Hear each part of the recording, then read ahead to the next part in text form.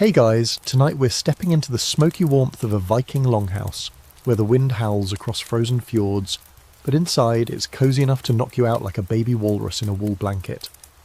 We're diving into why people from Viking times, yes, axe-swinging, horn-wearing, actually not really, sea-sailing Vikings, had some of the best sleep in human history.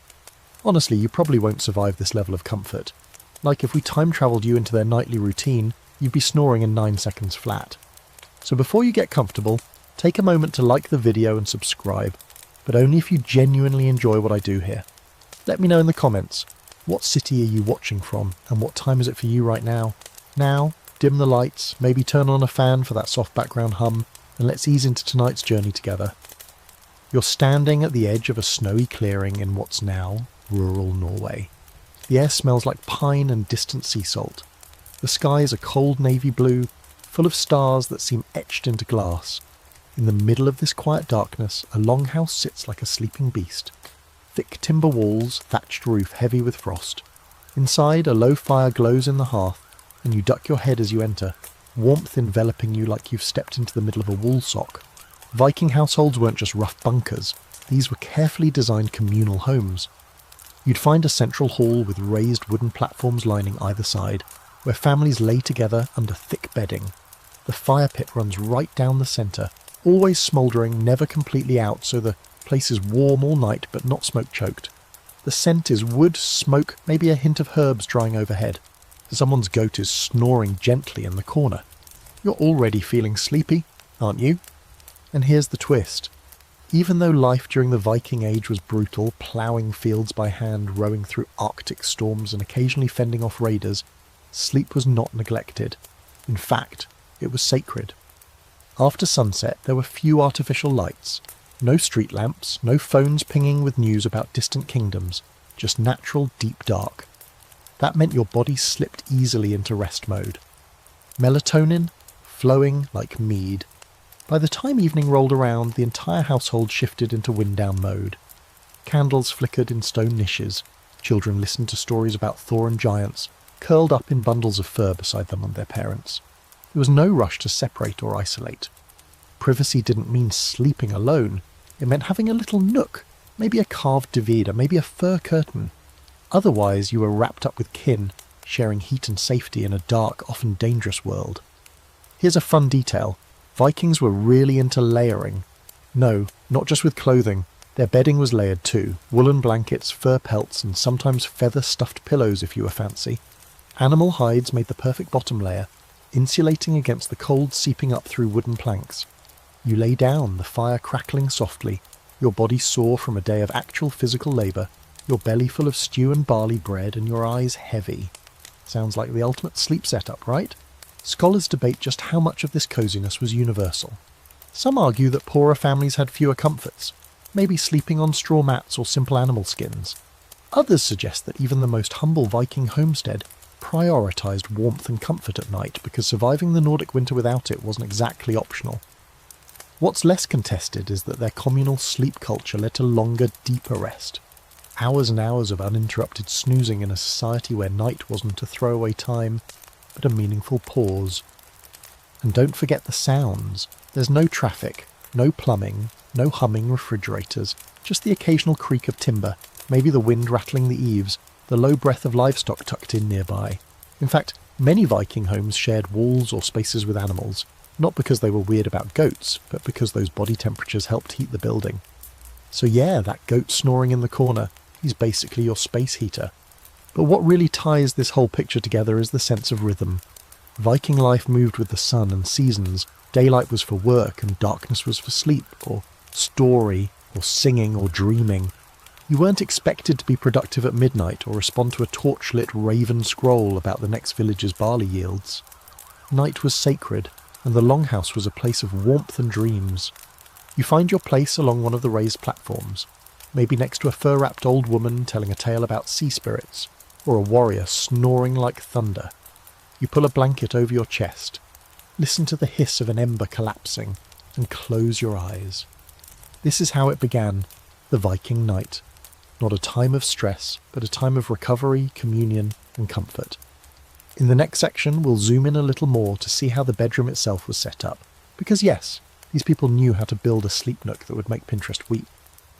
The Viking longhouse doesn't just feel cosy, it's engineered for it. Tonight, as the fire glows and your breath forms soft clouds in the cooler corners of the room, let's take a closer look at the layout of where all this peaceful slumber actually went down. Because while modern homes obsess over walk-in closets and bathroom tile, back then, what really mattered was how you built a sleeping space that didn't let the cold kill you by morning. You shuffle quietly across the wooden planks, passing the hearth where the fire's still whispering warmth into the air. On either side of the central aisle there are long, raised platforms, benches by day, beds by night. These aren't separate bedrooms. There are no walls, no locked doors or do not disturb signs. It's one shared chamber, and sleep is a communal ritual. The platforms are built up just high enough to avoid drafts, but not so high you lose heat. Clever, right? Most households use these raised sleeping platforms as shared family beds. One side of the longhouse might house the main family group, parents, children, maybe a grandparent or two, and the opposite side could be for hired hands visiting kin or, yes, the occasional livestock needing to ride out a harsh frost. Each section might be demarcated by carved beams or suspended cloth, kind of like a privacy curtain, but make it Viking chic. The message is clear. This is a society where sleeping together wasn't strange or uncomfortable. It was survival. It was community. Evenings began with bedding prep. You'd lay out heavy woolen blankets, thick, scratchy and naturally insulating. Then came the pelts, bear, fox, elk, maybe sheep if you were lucky. Some homes even had feather-stuffed pads, primitive pillows and mattresses that gave a surprising amount of cushion. Archaeologists have found fragments of bird feathers used for stuffing, which isn't just bougie, it's brilliant.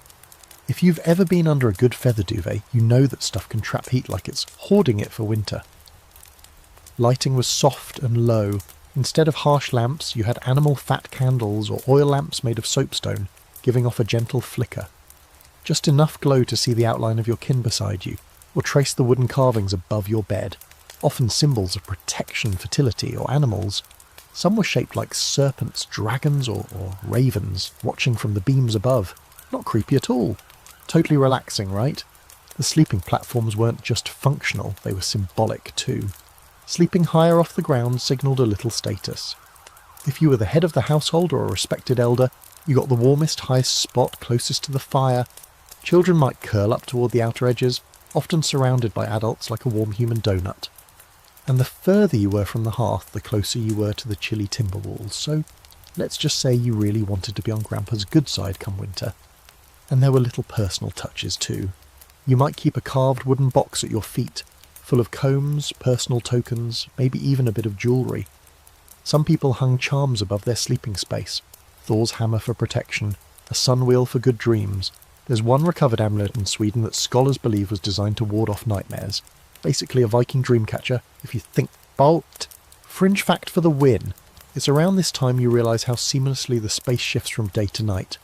In daylight, these platforms hold tools, baskets, maybe someone weaving or sharpening a blade. But by sundown, they're transformed into beds. The fire is banked, everyone piles under their respective blankets, and the room goes quiet, save for the occasional mutter of dreams or the sigh of logs settling in the fire. Now, as to talk about ventilation, you'd think with this many people and animals, breathing the same air in one giant room, it'd feel stuffy. But Viking builders knew how to work airflow. Roof vents and small openings near the gables helped smoke escape while retaining warmth. Chimneys weren't a thing yet, but longhouses had narrow slits that let out just enough smoke so no one suffocated, but not so much that all the heat vanished.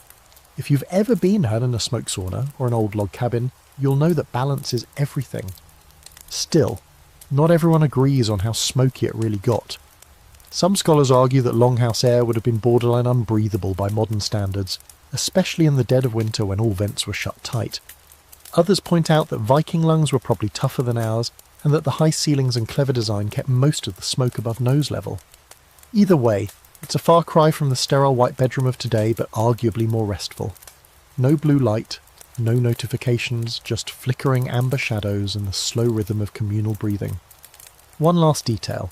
These weren't random piles of blankets on a floor. The wooden platforms often had raised edges, like shallow boxes, to keep bedding in place. Because when you're sleeping with 3 kids, a hunting dog and your cousin who snores like Thor's hammer on granite, you don't want your pelt sliding onto the cold floorboards in the middle of the night. You lie back on one now, fur tucked under your chin, and you realise this is probably the deepest sense of comfort you've ever known. It's not about silence or luxury. It's about warmth, proximity, rhythm and tradition. A space that changes with the seasons, protects your body and links you to your ancestors, quite literally, as some households kept inherited bedding materials for generations. As your eyes close, you wonder, how did modern people mess this up so badly? But hold that thought. In the next section we'll zoom in even closer onto the actual materials themselves, because believe it or not, those Viking blankets might be cozier than anything you've got on your bed right now. You tug the blanket closer around your shoulders, and it's not some mass-produced cotton poly blend. It's dense wool, woven tight, still carrying the earthy scent of lanolin. That's sheep oil, by the way, and yeah, it's a little funky. But it's also what makes the blanket water-resistant and perfectly insulating. Tonight we're diving into the materials that made Viking bedding a legitimate sleep flex. Because let's be real, if you had to survive Scandinavian winters without central heating, you'd want every pelt, feather and thread nature could offer too. First off, wool was the MVP. Vikings had sheep all over the place, scruffy hardy breeds that could handle the cold and whose wool was thick enough to make a sail or a sleeping bag depending on how you spun it. Women in the household would spend hours spinning and weaving for this wool into heavy blankets. Not the soft, light ones we're used to today. These were thick slabs of fabric, almost carpet-like, designed to trap heat and last through years of wear. By the time night fell, each family member had at least one of these weighty, comforting covers wrapped around them. And the heaviness? That's not just for warmth. These things had the same calming effect as today's weighted blankets, grounding your body and helping it settle into stillness. The Vikings might not have had the vocabulary for deep pressure stimulation, but their sleep setup nailed it. Then came the furs, and not just for luxury, though, yes, snuggling into a silver fox pelt is as extra then as it is now. Fur was layered over or under wool depending on the season. Bearskins were prized for their sheer size and insulating properties, but you'd also see elk, reindeer and wolf fur used in colder regions. The hair side always faced in, pressing against your body and creating an additional heat trap. People even made fur sleeping sacks, primitive sleeping bags really, stitched from multiple hides, lined with wool or feathers. If you were rich, your winter sleep looked like a mashup of nature's best. Wool against the base, fur on top, feathers at your head, and possibly even another person or dog nearby to add extra warmth. Speaking of feathers, let's talk about pillows. While not every Viking slept with one, the ones who did took it seriously. Archaeological finds from grave sites in Scandinavia have included remnants of feather-filled cushions often made from the softer down of ducks and geese. These weren't mass-produced, obviously. Each one would be hand-stitched, carefully filled, and probably considered something of a household treasure. Some theories suggest these pillows were passed down, and there's even evidence that feather bedding was included in dowries.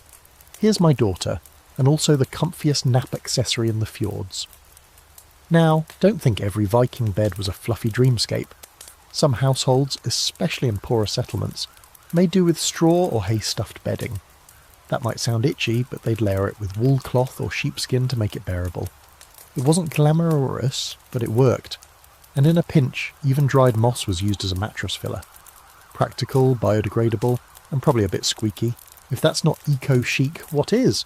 One of the most curious fringe facts. Viking beds might have smelled amazing, not like department store amazing, but clean, earthy, maybe even herbal.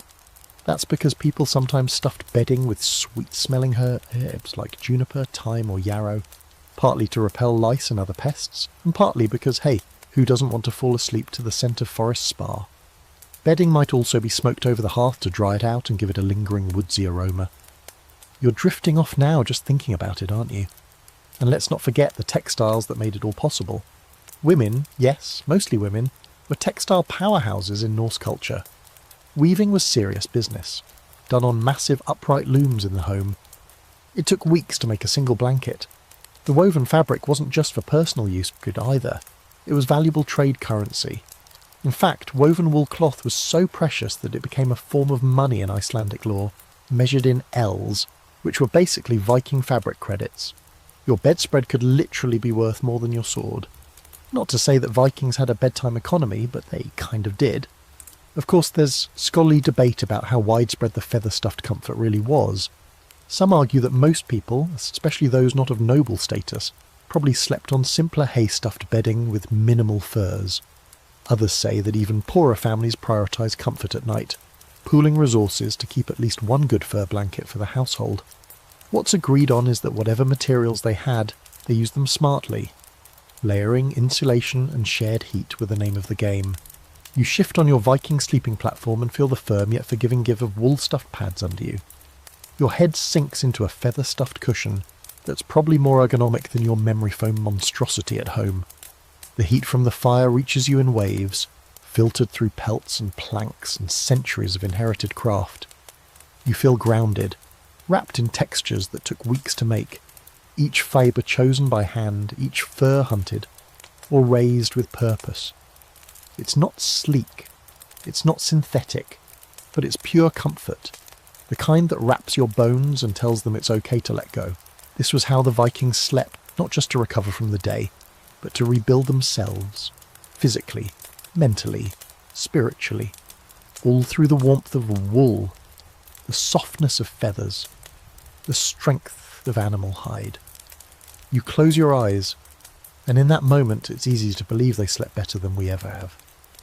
In the next section, we'll throw some sparks into the story, literally, because when you depend on a fire for heat and light, you start designing your entire sleep routine around it.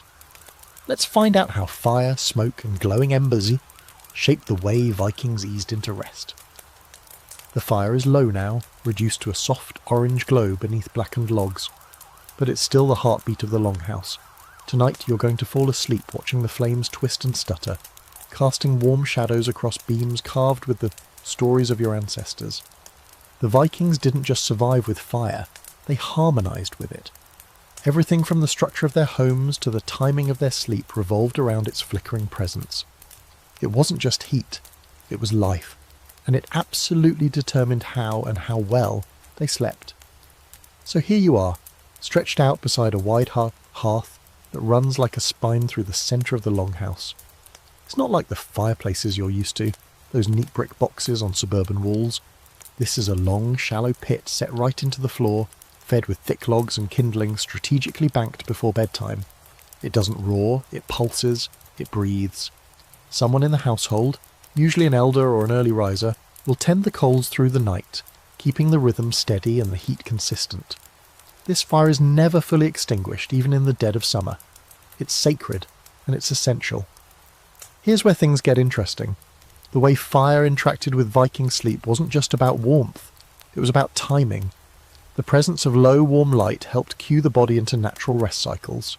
Modern sleep science now talks about circadian rhythms and blue light suppression, but the Vikings didn't need lectures or TikTok hacks. They had firelight, and firelight is perfect. It's red and amber and low lumen, ideal for nudging your body toward melatonin production. No bright lights, no screens frying your eyeballs at midnight. Just the slow, dim transition from daylight to dream. The longhouse wasn't without its problems, though. Remember, this was all happening in a structure made of wood, animal hair, and open flame. Fires were both comfort and constant risk. The roof beams were dark with soot, and the air, especially in winter when the vents were shut tight, could get smoky fast. You'd wake up coughing if you slept too close to the hearth. You'd freeze if you were too far from it. So the household learned to position sleepers in layers.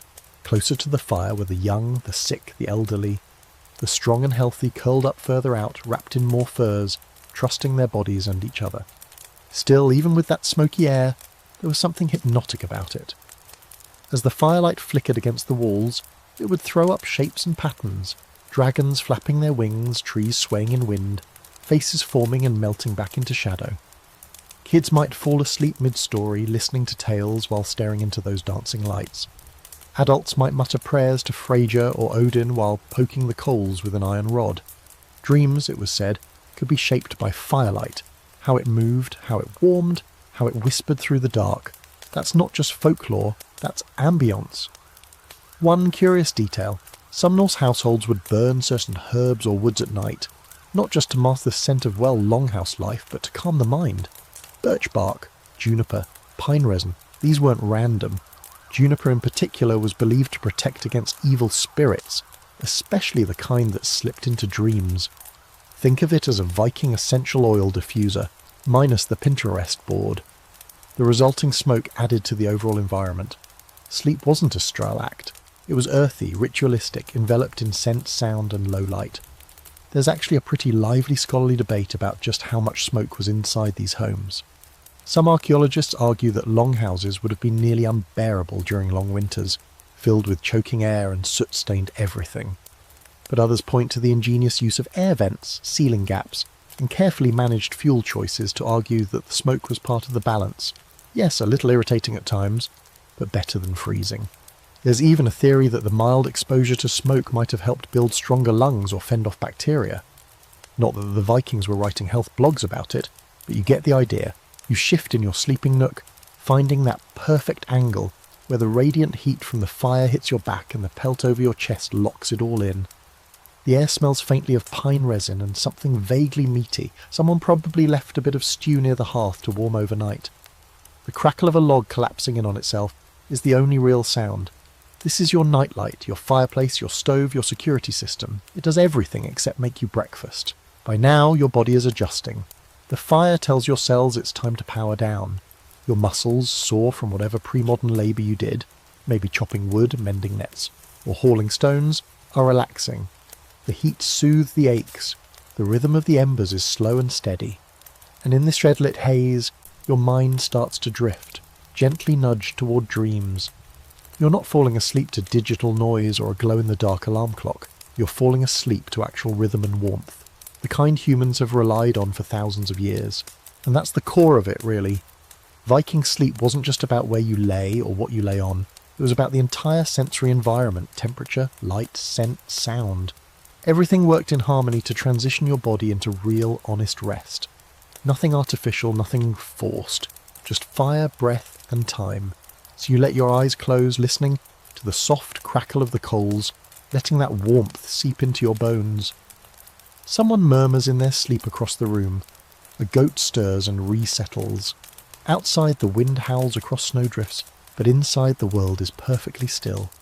You're not asleep yet, but you're close, drifting, floating, suspended in glow. And just before you slip under, you wonder, what did they dream about? In the next section, we'll explore how social rituals and nightly routines, storytelling, togetherness, and yes, proto-hygge, wove Viking sleep into something deeply communal and strangely modern. Evening in the Viking world wasn't just about collapsing into furs after a hard day of hunting or threshing barley. It was a winding down ritual, slow and shared, thick with stories, laughter, silence, and the unmistakable feeling of being exactly where you belonged. If you're picturing a household that just grunted, rolled into pelts, and passed out from sheer exhaustion, think again. Viking nights were a social symphony, and honestly, it's giving strong proto-hygge vibes. The kind of communal comfort that your modern lifestyle can only dream of between missed calls and food delivery apps. The longhouse transforms at dusk. The same people who spent the day outside in the fields, forests, or fjords now gather closer to the hearth. The fire is coaxed into a steady blaze, casting that warm amber light across faces marked by the wind and sun. Wool cloaks are removed, boots lined up, and someone begins ladling stew from a pot that's been simmering for hours. The scent of root vegetables, herbs, and possibly dried fish floats up into the beams. This is the moment when the stories begin, not just tales for kids, though the little ones are front row centre, curled up in laps, or clinging to older siblings, but real oral histories, stories of ancestors, of the gods, of tricksters and frost giants and distant voyages to lands no one's seen. You can hear the cadence in the voice of the storyteller, rising and falling with the flicker of the flames. There are jokes too, off-colour of course, and probably full of inside references to someone's terrible fishing luck or a goat that escaped 3 times last week. You sit among them, sharing this moment, not speaking much, just listening, just breathing. The room is a low hum of fire and voice and the occasional crunch of crusty bread. Everyone's moving slower now. Someone's darning socks. Another is carving a bit of bone into a brooch. The children begin to slouch and blink more slowly. A few lie flat on the wooden platforms with their heads in someone's lap. No one tells them to go to bed. Bed comes to them, slowly like dusk itself. This communal space is more than just a convenience. It's the anchor. In a world filled with uncertainty, weather that can kill, enemies on the coast and spirits in the woods, these moments of closeness are the nightly defence. You may not know what tomorrow holds, but tonight the circle holds you. That's a pretty effective sedative. And not to stir up your existential guilt or anything, but how often do you wind down with people like this? When was the last time you sat in dim light, shared food, and just existed? Here's a delightful fringe fact.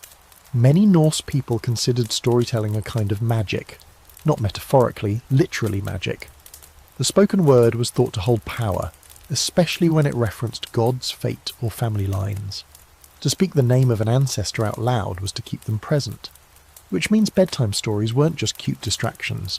They were spiritual reinforcement. A way to remind yourself who you were, where you came from, and who would watch over you while you slept.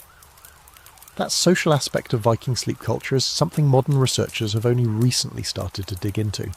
For a long time, history focused on their violence, trade, and seafaring, less on how they curled up beside their children or told tales late into the night. But now scholars are asking, how did the social fabric of Viking households influence emotional well-being? How did that deep nightly connection affect dreams, rest, or even survival?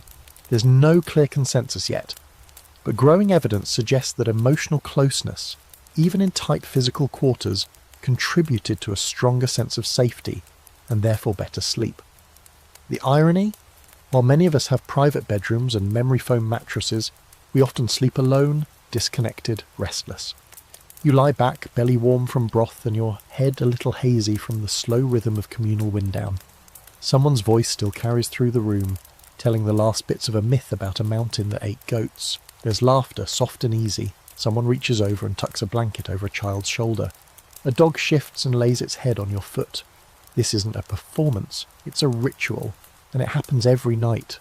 The Vikings might not have had Instagrammable interiors or calming spa playlists, but they had something better.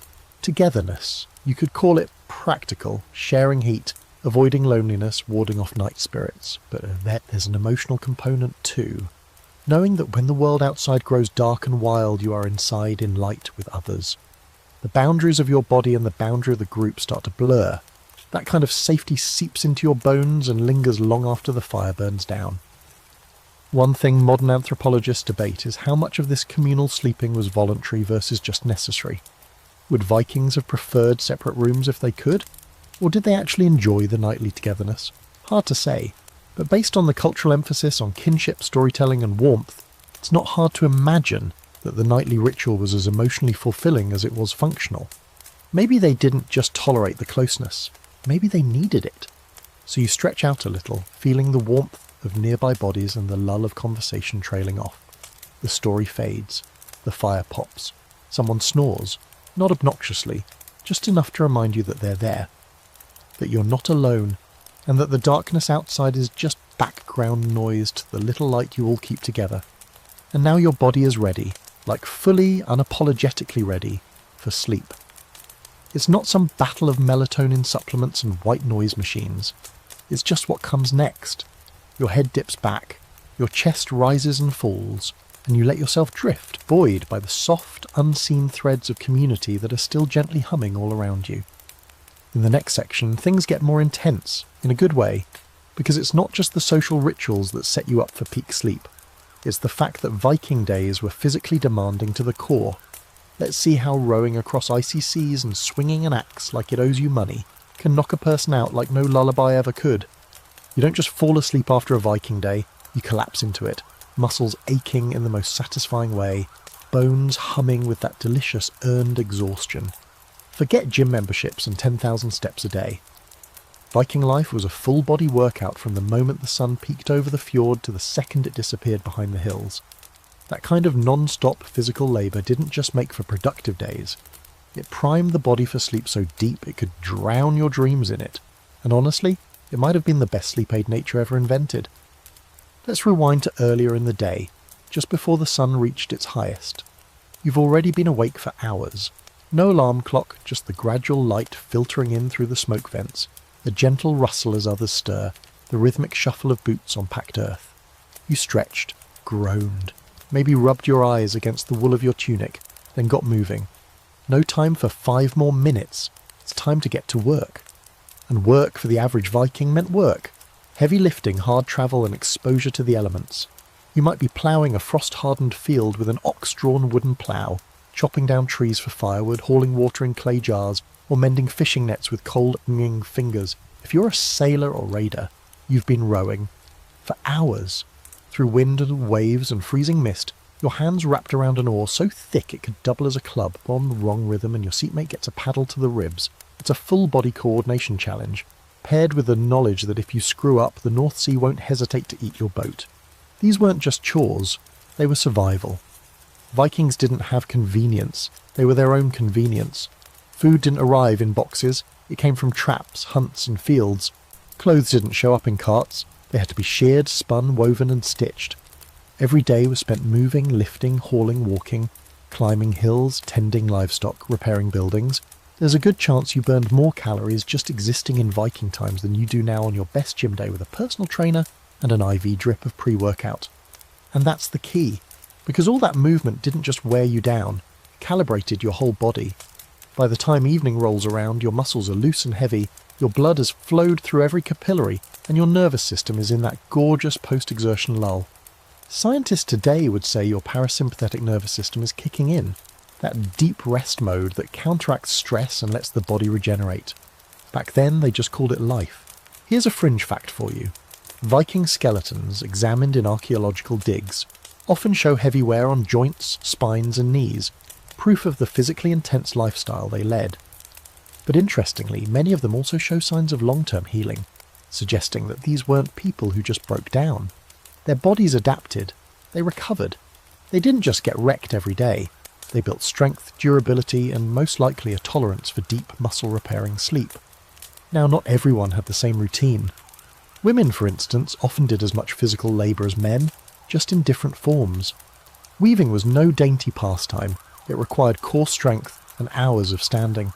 Cooking meant grinding grain by hand, lifting cauldrons, and tending fires all day. Children started chores young, whether that meant shepherding goats or hauling water. By dusk, no matter your role in the household, you felt it. Your arms, legs, back, all tired. Not injured, just ready to rest. Of course, some scholars question whether Vikings really had better sleep. Sure, their bodies were tired, but what about pain? Infection? Cold? Wouldn't all that make sleep worse? That's the debate. One camp argues that chronic aches and untreated injuries might have disrupted sleep for many, especially elders. But the other side counters that a life spent outdoors, physically engaged, and attuned to nature's rhythms might actually lead to better quality sleep, even with a few sore joints. You lying now in your fur-lined bed probably don't feel pain. You feel spent. You feel the kind of fatigue that doesn't come with a screen-induced headache or a stiff neck from sitting at a desk all day. You feel the weight of a body that worked and moved and pushed, and now your nervous system is thanking you. Cortisol levels drop, heart rate slows, muscles soften. You're not counting sheep, you're becoming one with the herd. Even the timing of Viking life supported this kind of rest. There was no up late answering emails or midnight scrolling. When the sun went down and chores were done, the body listened. It had no reason to resist. Tiredness wasn't an inconvenience, it was the signal that the day had been used well. And this physical tiredness didn't just help with falling asleep, it likely improved sleep quality. You're more likely to reach deeper stages of sleep when your body actually needs to repair itself. You sleep deeper, you dream harder, you stay asleep longer, and when you wake, it's not to the piercing shriek of an alarm, but to the quiet breath of a longhouse slowly stirring to life again. So here you are, body heavy, cocooned in wool and fur, warmed from the fire and from the day itself. Your limbs twitch slightly with the aftershocks of motion.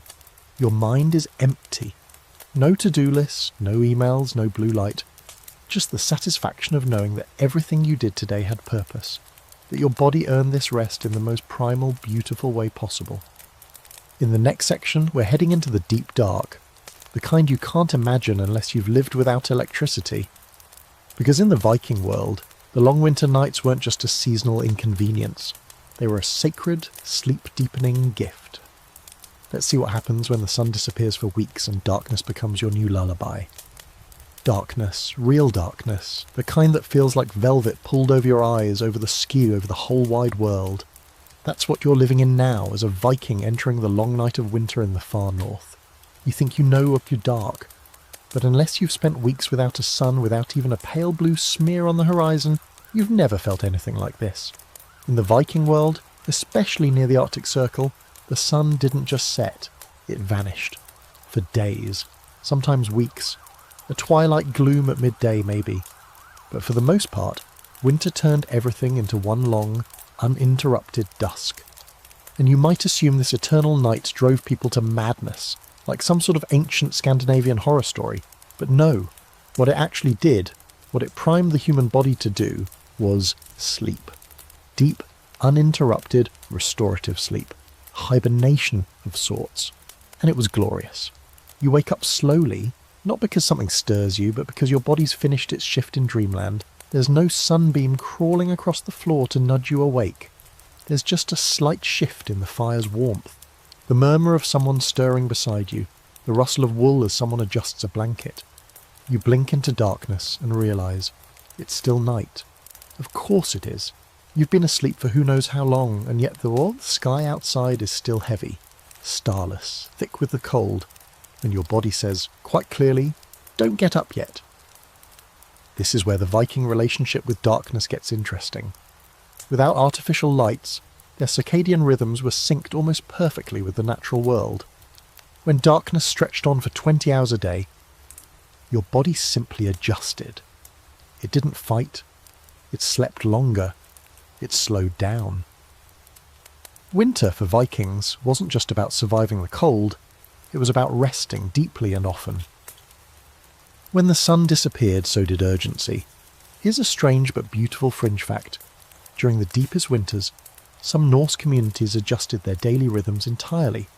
They'd wake for short periods in the morning, do light chores or eat, and then sleep again. They didn't force a strict schedule. They moved like tides, rising briefly, then ebbing back into sleep.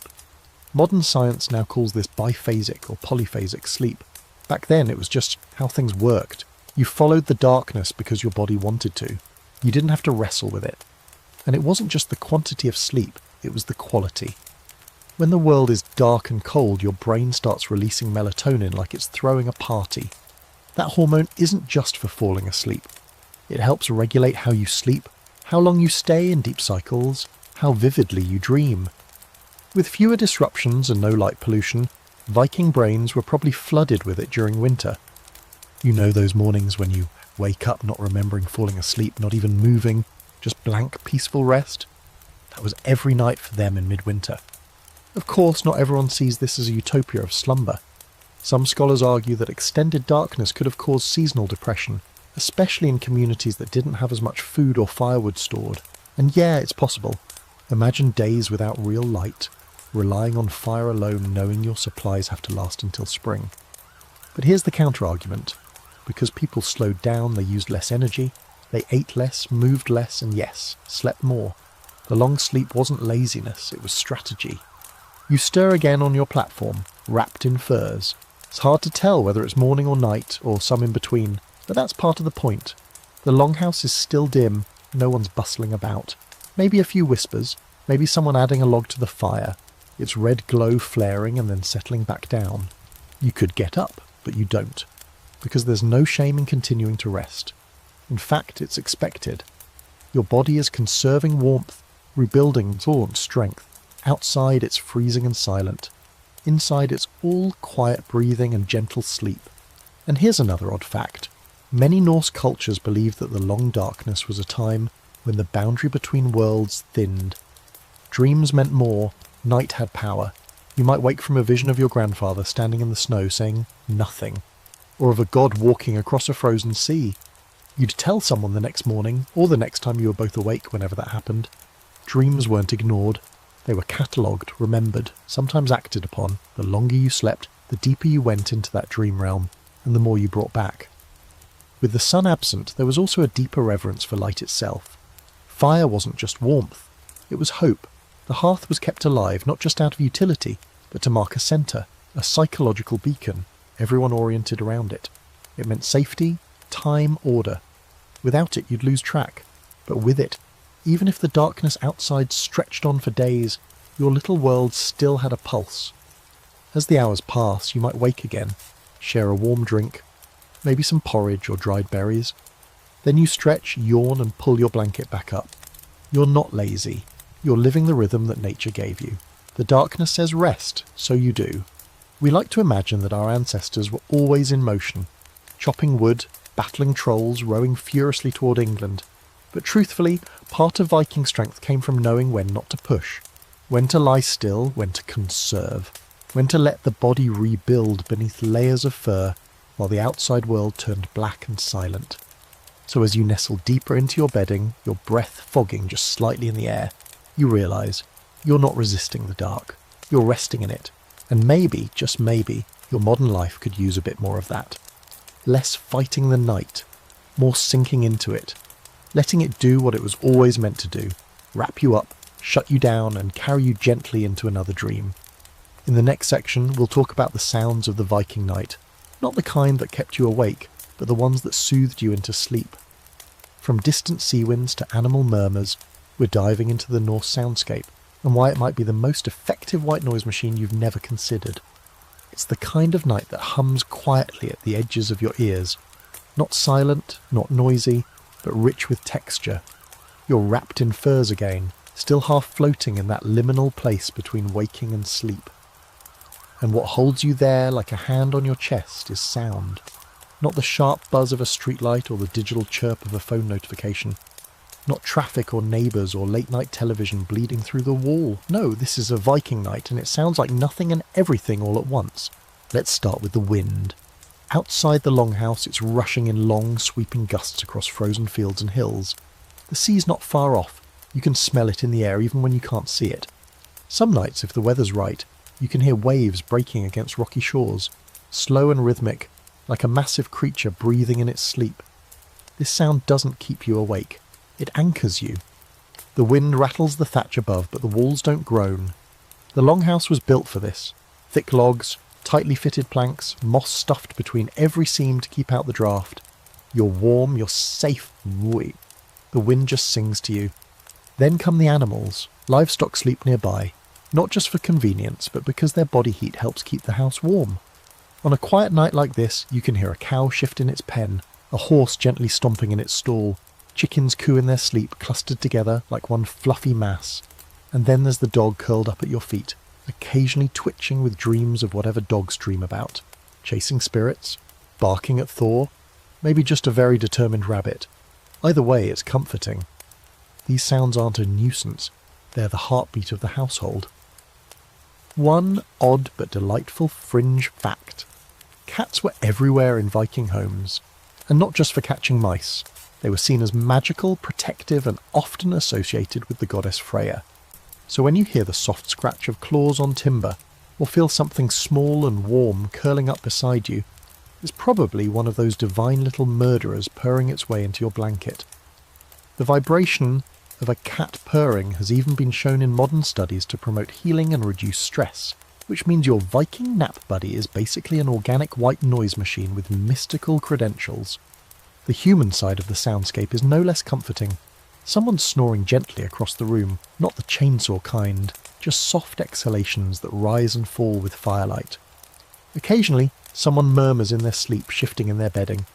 A baby cries, but only briefly, quickly soothed by the hush of a mother's voice and the rhythmic bounce of feet on floorboards.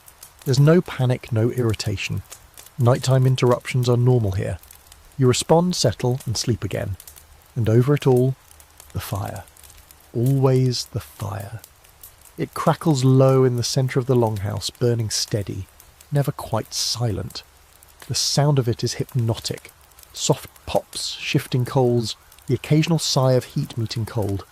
It's not loud, not sharp, but it marks time in its own way, a living metronome. You could fall asleep just to the rhythm of the fire alone. In fact, you probably already are. Some nights, depending on the season and the weather, you might hear other sounds too. Wolves in the distance howling across the snowfields. Not close, far enough to be haunting rather than threatening. Owls calling to each other in the trees. The creak of a branch heavy with ice, none of it jars you. In the Viking world you grow up with these sounds. You learn them. You know which are safe and which mean danger. And tonight, everything feels safe. Modern sleep researchers talk a lot about sound pollution, How even small noises can disrupt REM sleep, fragment your rest, or leave you feeling groggy. Vikings didn't have soundproofing, but what they did have was consistency. The sounds of the longhouse were predictable, natural, reassuring. There's something incredibly grounding about that. You don't jolt awake because of a car horn or a distant siren.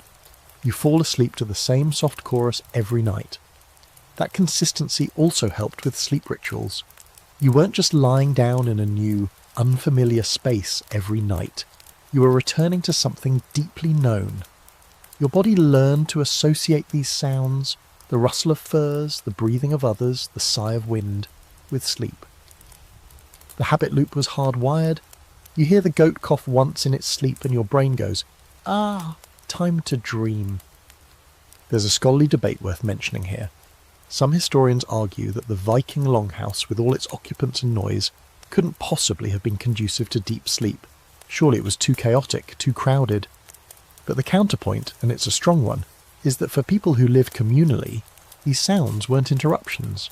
They were signals of safety. In a dangerous world, the noise of the herd, the family, the fire was a lullaby. Silence, by contrast, meant danger, emptiness, isolation, something wrong. You didn't need to filter out the sound, you welcomed it. And so here you lie, wrapped in warmth, surrounded by murmurs and rustles and a fire that never quite goes out. The soundscape is rich but gentle, full but never overwhelming. Everything you hear feeds your sense of belonging, your place in the circle, your role in the home, your connection to the land outside and the people within.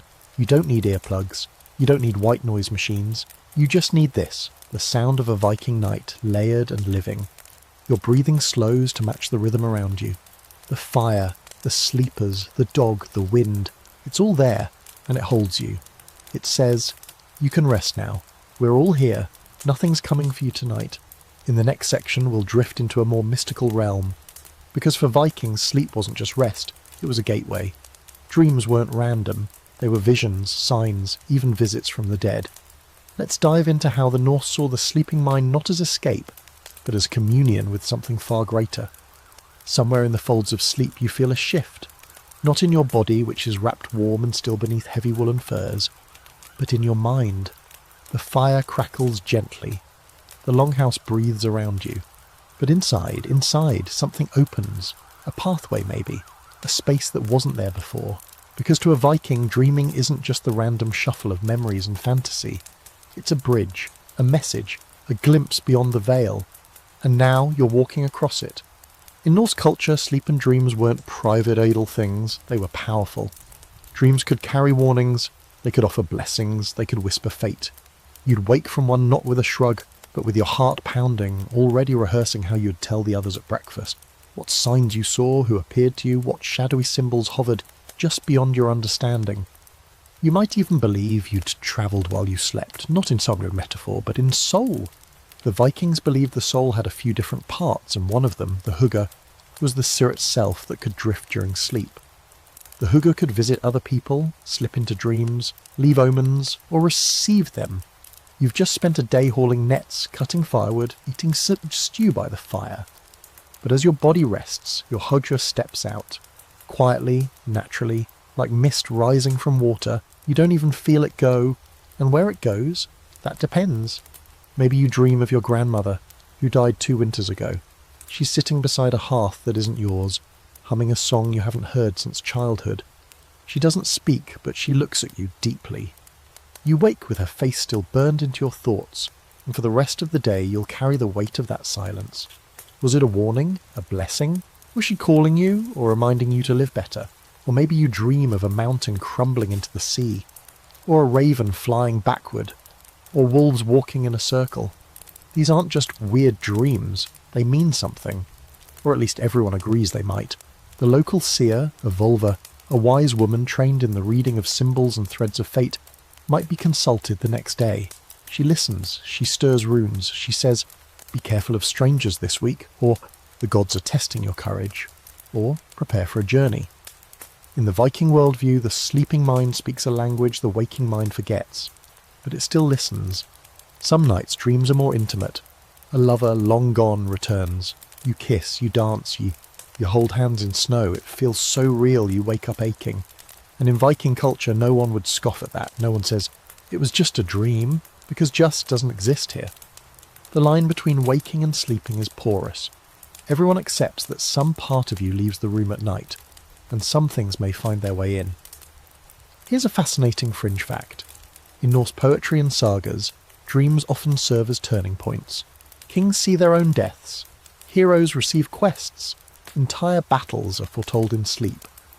And while some modern historians call these literary devices, others argue that the Norse really did interpret their dreams as prophecy, not in a vague horoscope way, but with full seriousness. Dreaming was a form of communication. The dead weren't gone. The gods weren't far. They were waiting, watching for the right moment to appear. You roll over in your bedding, the firelight dancing across closed eyelids. Somewhere outside the wind moans low, like a voice just out of reach. The longhouse is mostly quiet, but there's a sense, always, that you're not entirely alone. You never are. Ancestors are close, spirits pass through. The very idea of ghosts, as we understand them, didn't quite exist for the Vikings. They believed in the Drauga, the restless dead, but also in helpful presences, guardians, spirits of land and home, even the dead who still loved you enough to visit. Sometimes entire rituals were built around dreams. If a family member had a recurring vision, it might be taken as a sign to move, to change a child's name, to offer gifts to a neglected god. Dreams weren't compartmentalized or dismissed, they were folded into life's fabric. You might spend the day hunting, but the night could decide your next voyage. Modern researchers find this worldview both fascinating and challenging. Some call it superstition, an attempt to make sense of random neural firings. But others suggest the Norse understanding of dreams reflects something we've lost. Reverence for the inner world, a respect for the subconscious as not just noise but signal. In their world, dreams were messages worth decoding. In ours, they were mostly forgotten by breakfast. You stir again, hovering between sleep stages, and this time the dream is stranger. A tree with silver leaves, roots stretching through snow, whispering your name in a voice you know but can't place. You open your eyes. The longhouse is still around you, the fire's low, no one is awake, but your chest is heavy with something you can't explain. Maybe in the morning you'll talk to the old woman who lives near the edge of the village. Maybe she'll know what silver leaves mean. The Viking relationship with dreaming isn't a fairy tale, it's a full belief system. And it shapes their nights just as much as the firs and fires do. To sleep is not just to rest, but to journey. And you never quite know where, or to whom, you'll go.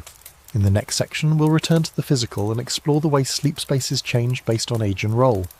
Whether you were a chieftain, a child, or an old widow with a cat, where and how you slept told the world who you were. Not all Viking sleepers were created equal. Sure, the longhouse was communal, and yes, everyone shared the same firelight, breathed the same smoky air, and drifted to sleep beneath the same sagging thatch roof. But where you lay your head within that space spoke volumes. Age, status, and your role within the family decided exactly how cosy your sleep would be. The Viking household wasn't a democracy of bedding. It was more like a layered, fur-covered hierarchy of snoozing souls. So tonight, as you roll onto your side and gaze out across the dim longhouse, you start to notice the subtle pecking order. Closest to the hearth, prime real estate, you'll find the most senior members of the household. The matriarch or patriarch, usually an elder, lies near the warmth, often surrounded by grandchildren like little blankets with feet. This is both practical and respectful. Elders are more vulnerable to the cold, and their life experience grants them this central position. It's also symbolic. They are the memory keepers, the story bearers. Sleep near them, and you sleep near the heart of your lineage. Then come the parents, the active heads of the household, those still running farms, managing supplies, swinging axes, and giving birth. Their bedding might be shared, two adults wrapped together under thick layers, children flanking them like human heating pads. These are the people keeping the longhouse running. Their sleep is earned and sacred, but often interrupted. Children cry, "The fire needs tending." A goat starts snoring too loudly. They wake easily, but they fall back asleep just as fast. Resilience is their superpower. Children get the edges usually, not pushed into the coldest corners, but definitely not centre stage. You'll find them curled up in little bundles of wool and fur, occasionally wrapped in their parents' cloaks or sharing space with siblings. And because sleep wasn't a solitary affair, there was no expectation for privacy or independence. Kids weren't being tucked into their own rooms. They were part of the living organism of the household, breathing, dreaming, growing right alongside everyone else. Teenagers? Well, it depends. Older sons might be sleeping with the farmhands or near the storage rooms, especially if they're nearing the age when they'll start sleeping on boats more than in beds. Daughters who are nearing marriage age might still sleep with the family, but a bit more tucked away, maybe near an aunt or a grandmother. In some wealthier homes there were partitions or small box beds carved directly into the walls, just enough space to roll over and whisper your secrets into the darkness. But even those didn't offer solitude, they just suggested it. Now here's where things get fascinating. In Viking society, sleep was also a reflection of your spiritual status. A vulva, a seer or wise woman, might be given a separate corner, a quiet space where she could dream more deeply, unbothered by the snores of goats and fishermen. People believed her dreams carried more weight, that her hugger travelled farther. So if she needed silence, she got it. Sometimes she slept surrounded by charms or herbs, or near the bones of her ancestors, for ambience. And what about servants or thralls? Yes, they were there too, often sleeping at the farthest end of the house, away from the hearth, but still under the same roof.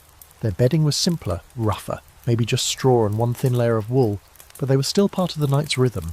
The longhouse wasn't segregated by walls, so even the humblest sleeper breathed the same smoke and listened to the same wind rattle the beams. There's a quirky fringe fact tucked into a saga from Iceland. One woman's bed was said to be so piled with blankets and pelts that it took 3 people to make it properly. This wasn't just comfort, it was status. Riches weren't just shown off at feasts or battles, they showed up in how warm you were at 2 a.m. Some beds were stacked like ships, fur over wool over fur again, until the sleeper basically disappeared into a soft Viking lasagna. Sleep wasn't only physical, it was symbolic. A chieftain's bed might have carved runes on the headboard, blessings of strength and protection. Children's beds could be adorned with animal motifs, warding off spirits. Some even carved family stories into the side of the bed frame like a headboard-sized saga. And when someone died, their bedding might be burned or buried with them. A soft send-off into the next life, proving that even in death, sleep still mattered. Of course, scholars debate how rigid these sleep hierarchies really were. Were roles strictly enforced? Did a woman always sleep with her children? Could a farmhand claim a warmer spot during a harsh winter? Some believe there was more flexibility than we assume, especially when survival was on the line. If your baby was sick, you moved them closer to the fire, no matter who usually slept there. If your back was aching, maybe you traded spots for a night. The longhouse, for all its order, was still a living space, adaptable, fluid, human. You wake up not because something startles you, and not because an alarm is screaming beside your head. There's no chirp, no chime, no vibration under your pillow. You wake because your body says, gently and confidently, it's time. The fire has burned down to embers. A bit of light slips in through a crack above the doorway, barely there but enough. Someone across the longhouse stirs and yawns. Another body shifts beside you, pulls a blanket tighter. There's no rush, no clamour, just the slow, silent transition from sleep to waking. This is how a Viking gets up. Not jolted, not panicked, just rising like smoke. The Vikings had no clocks, that's obvious. No sundials in the longhouse. No hourglasses ticking down the minutes until you had to punch into your job-herding goats. But they had rhythm and they had instinct, and those were enough. In the Viking world, your day wasn't defined by 7:30 wake-ups or Feyban shutdowns. It was shaped by light, temperature, hunger, and a movement. Your internal clock, called the circadian rhythm, was finely tuned, not to digits on a screen, but to the sky. You're stretching now, quietly, feeling the stiffness melt out of your arms and legs. Someone hands you a cup of warm liquid, maybe a weak broth, or even water warmed over the fire. It's not coffee. You don't need coffee. You're not recovering from a night of artificial stimulation and poor quality sleep. You're just gently rebooting. You've had a full cycle, maybe even 2. The kind of sleep that rolls in slow, goes deep, and doesn't apologise. One of the secrets here is that Vikings didn't separate bedtime from the rest of life in the way we do now. There was no performative bedtime routine. No face masks, no meditation apps, no doom scrolling until your retina's fried. Sleep was a phase, not a performance. You slept when the world quieted. You woke when it stirred. That's simple. You were part of it, not pushing against it. In summer, you might wake early, even if you'd gone to sleep late. The light alone would rouse you, not suddenly, but gradually. Light seeps into the longhouse through the cracks and gaps and smoke holes in the roof. There's no blackout curtain, no way to fake midnight. And so you don't try. Your brain registers that light. Your body resets its hormones accordingly, and slowly, inevitably, you stir. No alarm required. And in winter, you don't pop up at sunrise because there is no sunrise, not until late morning or even early afternoon. Instead, you rise in rhythm with your household. Someone stokes the fire. The smell of food returns. You hear the scraping of a pot or the low sound of someone singing. The environment wakes before you do and invites you to join it. Now here's a quirky fringe fact. Some Norse homes used water clocks in the form of dripping bowls or time-marked candles, but rarely for waking up. These tools were used more for ritual timing, like ceremonies or feasts. Everyday waking was more ambient, sensory. There's even a theory that people trained themselves to wake at certain cues. The sound of the birds beginning to call, the shift in temperature as the fire cooled, or the way their bedding felt against their skin when the body said enough. And the Vikings didn't seem to mind waking at slightly different times each day. Their lives didn't depend on micromanaging hours, they depended on completing necessary tasks, which ebbed and flowed with the season. If your sheep needed feeding, you did it when they stirred. If the boat needed bailing, you did it before the tide came in. No Fitbit, just intuition. This is what makes the Viking approach to sleep and waking feel so elegant. It wasn't about optimization, it was about integration. They weren't tracking REM cycles or hacking their sleep with gadgets. They were living in ways that naturally aligned with how the human body wants to function. They didn't wake in panic, they woke in context. And because they didn't dread the start of the day, they didn't delay it. No snooze buttons, no angry muttering under fur blankets. There might have been groaning, sure, everyone gets stiff, but it wasn't emotional resistance. It was more like, all right, body, let us move again. You sit up, you wrap your cloak around your shoulders, you notice the person beside you still asleep, and you don't wake them. There's no need. They'll rise when their rhythm tells them it's time. And if you're wondering whether this rhythm worked, whether people really got up on time without clocks, just remember that these folks built ships with no blueprints, navigated by stars and birds, and organised massive seasonal farming cycles. They weren't casual, they just didn't need watches to get it right. Of course, scholars debate how uniform this was. Some argue that elite households had more structure, tasks divided precisely, servants on schedules, messengers dispatched at certain times. Others suggest even the wealthiest households followed natural cues over strict routines. In either case, the core remained the same. Sleep and waking were part of a flow, not a segmented task list. And so now, back in your own Viking longhouse, you stand, slowly. Your legs remember the fields, your back remembers the firewood, but you don't feel dread. You don't feel robbed.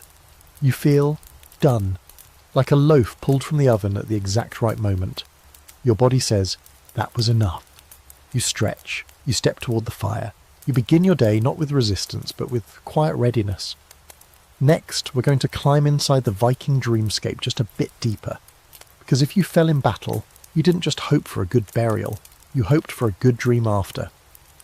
Let's talk about Valhalla, the dream of eternal sleep and what warriors whispered to themselves in the dark before they closed their eyes. It's late again in the longhouse. The fire has quieted to a bed of glowing coals, and the air carries that familiar mix of smoke, wool and salted wood. You're lying beneath your furs, the hush of sleep spreading through the room like a soft mist. But before your mind finally lets go, before you drift into the dreaming place, one thought rises, quiet but powerful. Will I wake up tomorrow? And if not, where will I go? For a Viking, sleep and a death weren't distant cousins, they were almost twins. Both journeys into another realm, both moments when the soul might slip loose, however briefly. And among all the dreams a Norse warrior could have, there was one that towered above the rest, the dream of Valhalla. Valhalla wasn't just a post-death paradise, it was a sleep fantasy, a place of eternal rest and readiness, where warriors slept deeply, rose gloriously, and feasted endlessly.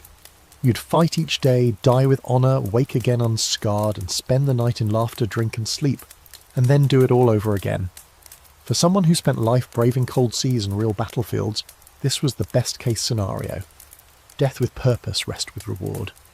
Lying here in your longhouse knowing another voyage might come soon, or that the next raid could be your last. The dream of Valhalla wraps around you like an extra pelt. It's not just wishful thinking, it's a promise. If you live well, if you die bravely, you will sleep again, in the greatest hall of all among the chosen of Odin. Some even believe that the manner of your sleep in this life might influence your next. Sleep too much, grow soft, and maybe Freyja's hall, not Odin's, was more your style, but if you slept like a warrior, deeply, sparingly, with readiness in your bones, then the gods would see your discipline. Your dreams might even be previews, flickers of what awaited you in the beyond. And yes, it's more complicated than just one big gold-plated dormitory in the sky. The Viking afterlife was layered. Valhalla was for the warriors, those who died in battle with sword in hand. Others might go to Folkvanga, Freya's realm, where fields stretched wide and souls found peace in beauty, not blood. Still others travelled to Hell, not the flaming inferno modern stories imagine, but a colder, quieter place, shadowed, still, peaceful in its own right.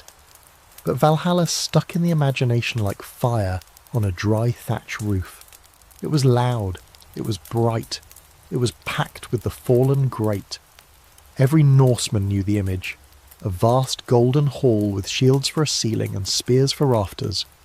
Mead horns never empty, meat always roasting, and beds, soft, warm, lined with honour, for every warrior who'd proven themselves.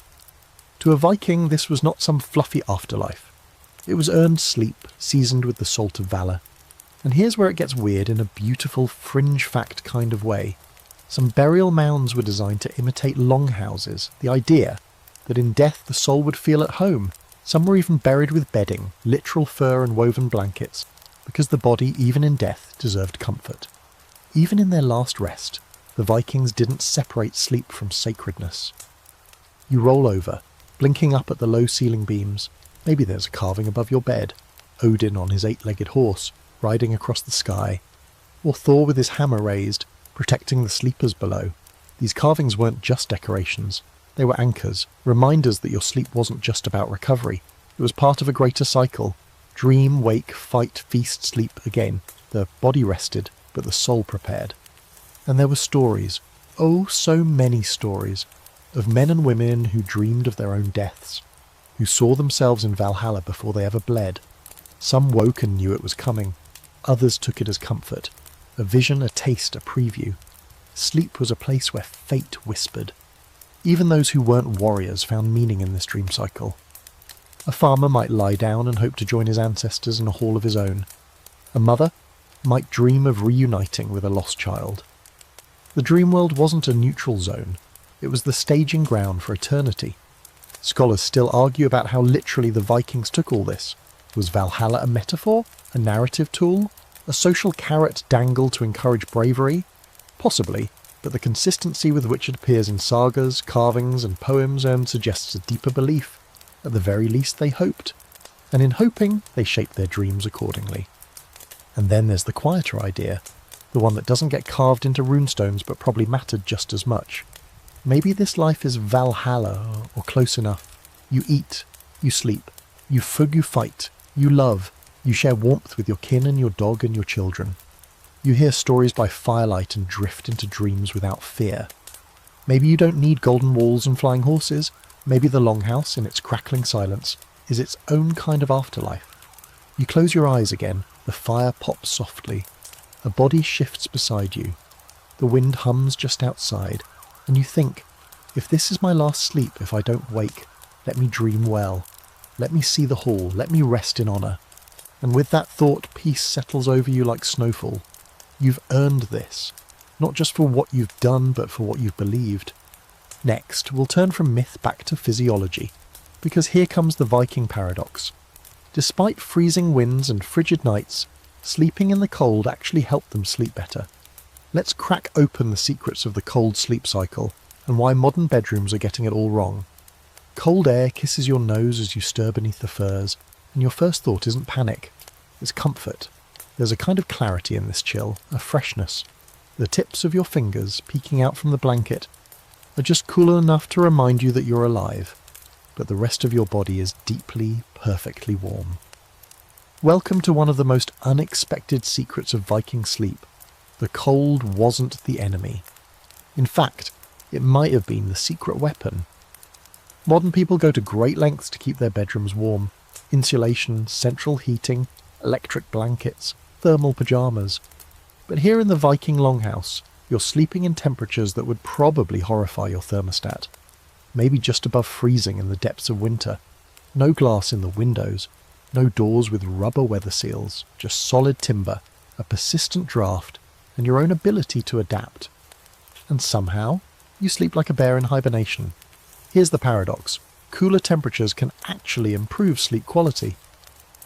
Modern sleep science backs this up. When your body is slightly cooled, it naturally triggers a biological cascade.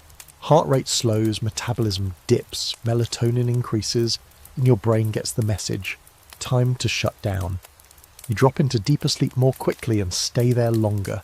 In other words, the cold helps. A lot. And the Vikings, without ever reading a single study, had already figured this out. You're buried under layers of wool and fur. Natural materials that breathe but also trap heat exactly where you need it. You've got a fur beneath you, a woolen blanket over you, maybe even a second hide on top. Your breath fogs the air just slightly with each exhale, but your core stays toasty. This contrast, the cold air on your face, the warmth against your skin, is like an on-off switch for the nervous system. Your body isn't panicking, it's resting. But let's be clear, this wasn't some spa retreat. Winters in Scandinavia were brutal. Snow piled high against longhouse walls, wind tore across the fjords, and ice crept across rivers and fields. Sleeping in the cold wasn't always romantic, it was challenging. But Vikings didn't waste energy fighting nature. They designed their homes and habits around working with it.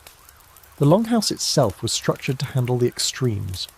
Thick log walls, turf roofing, low ceilings to trap heat, and a central hearth that could burn slowly all night. But it was never perfectly warm, not all the way through. The heat centred around the fire and faded toward the edges. People closest to the hearth slept in real comfort. Those further out layered up or shared body heat. Either way, your body acclimated. Here's a strange but wonderful fringe detail. Vikings often slept in groups not just for social reasons, but because multiple bodies together under the same covers significantly increased warmth. Sleeping solo was, in many cases, a colder, riskier prospect. Families huddled, children slept between parents or nestled beside siblings.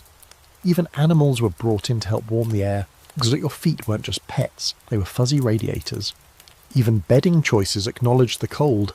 Vikings chose materials that held warmth but didn't trap moisture. Wool could insulate even when wet.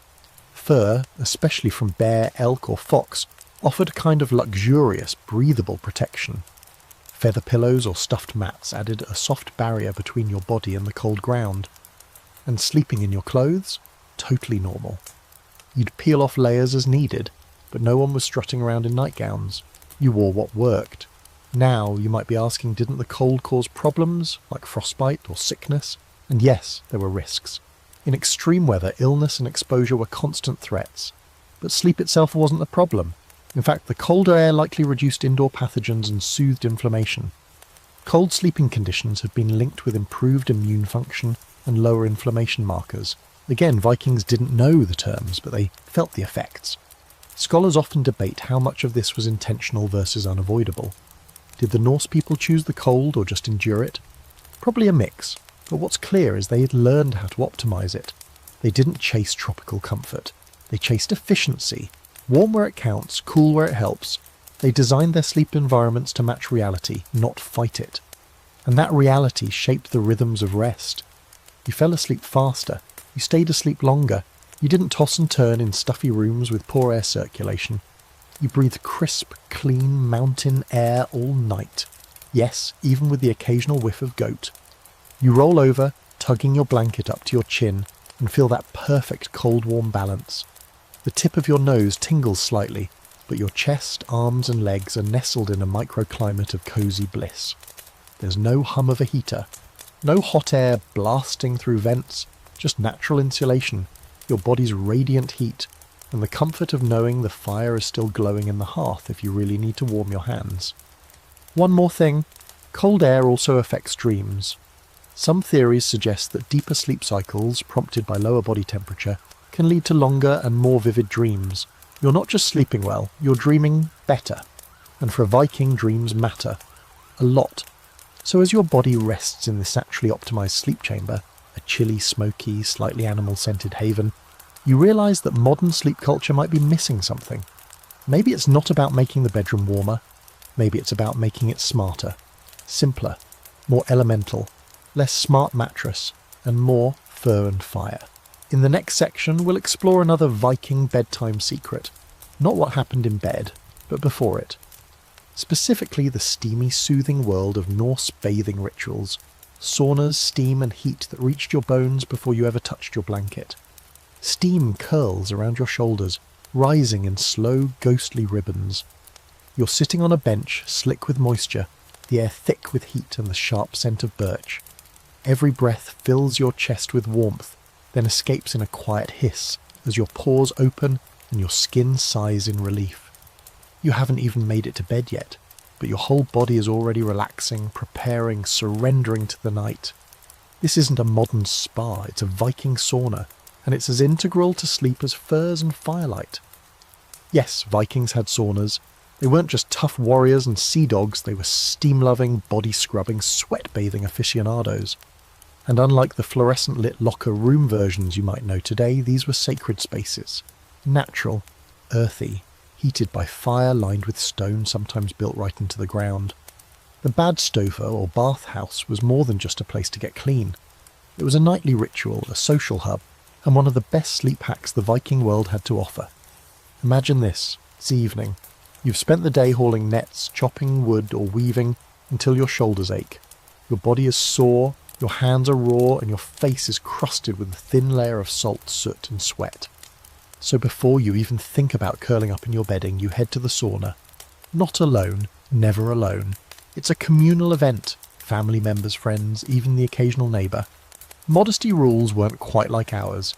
This was practicality, not vanity. Inside the sauna, the heat builds slowly. Stones are heated in a central hearth or fire pit and doused with water to create waves of steam. Birch branches, called vasta or vichta, are bundled together and used to gently whip the skin, increasing circulation and releasing tension. It sounds intense, but it feels amazing. It stings, then soothes. You sweat until the day's burdens quite literally drip off you. But the patterns remained, year after year, generation after generation.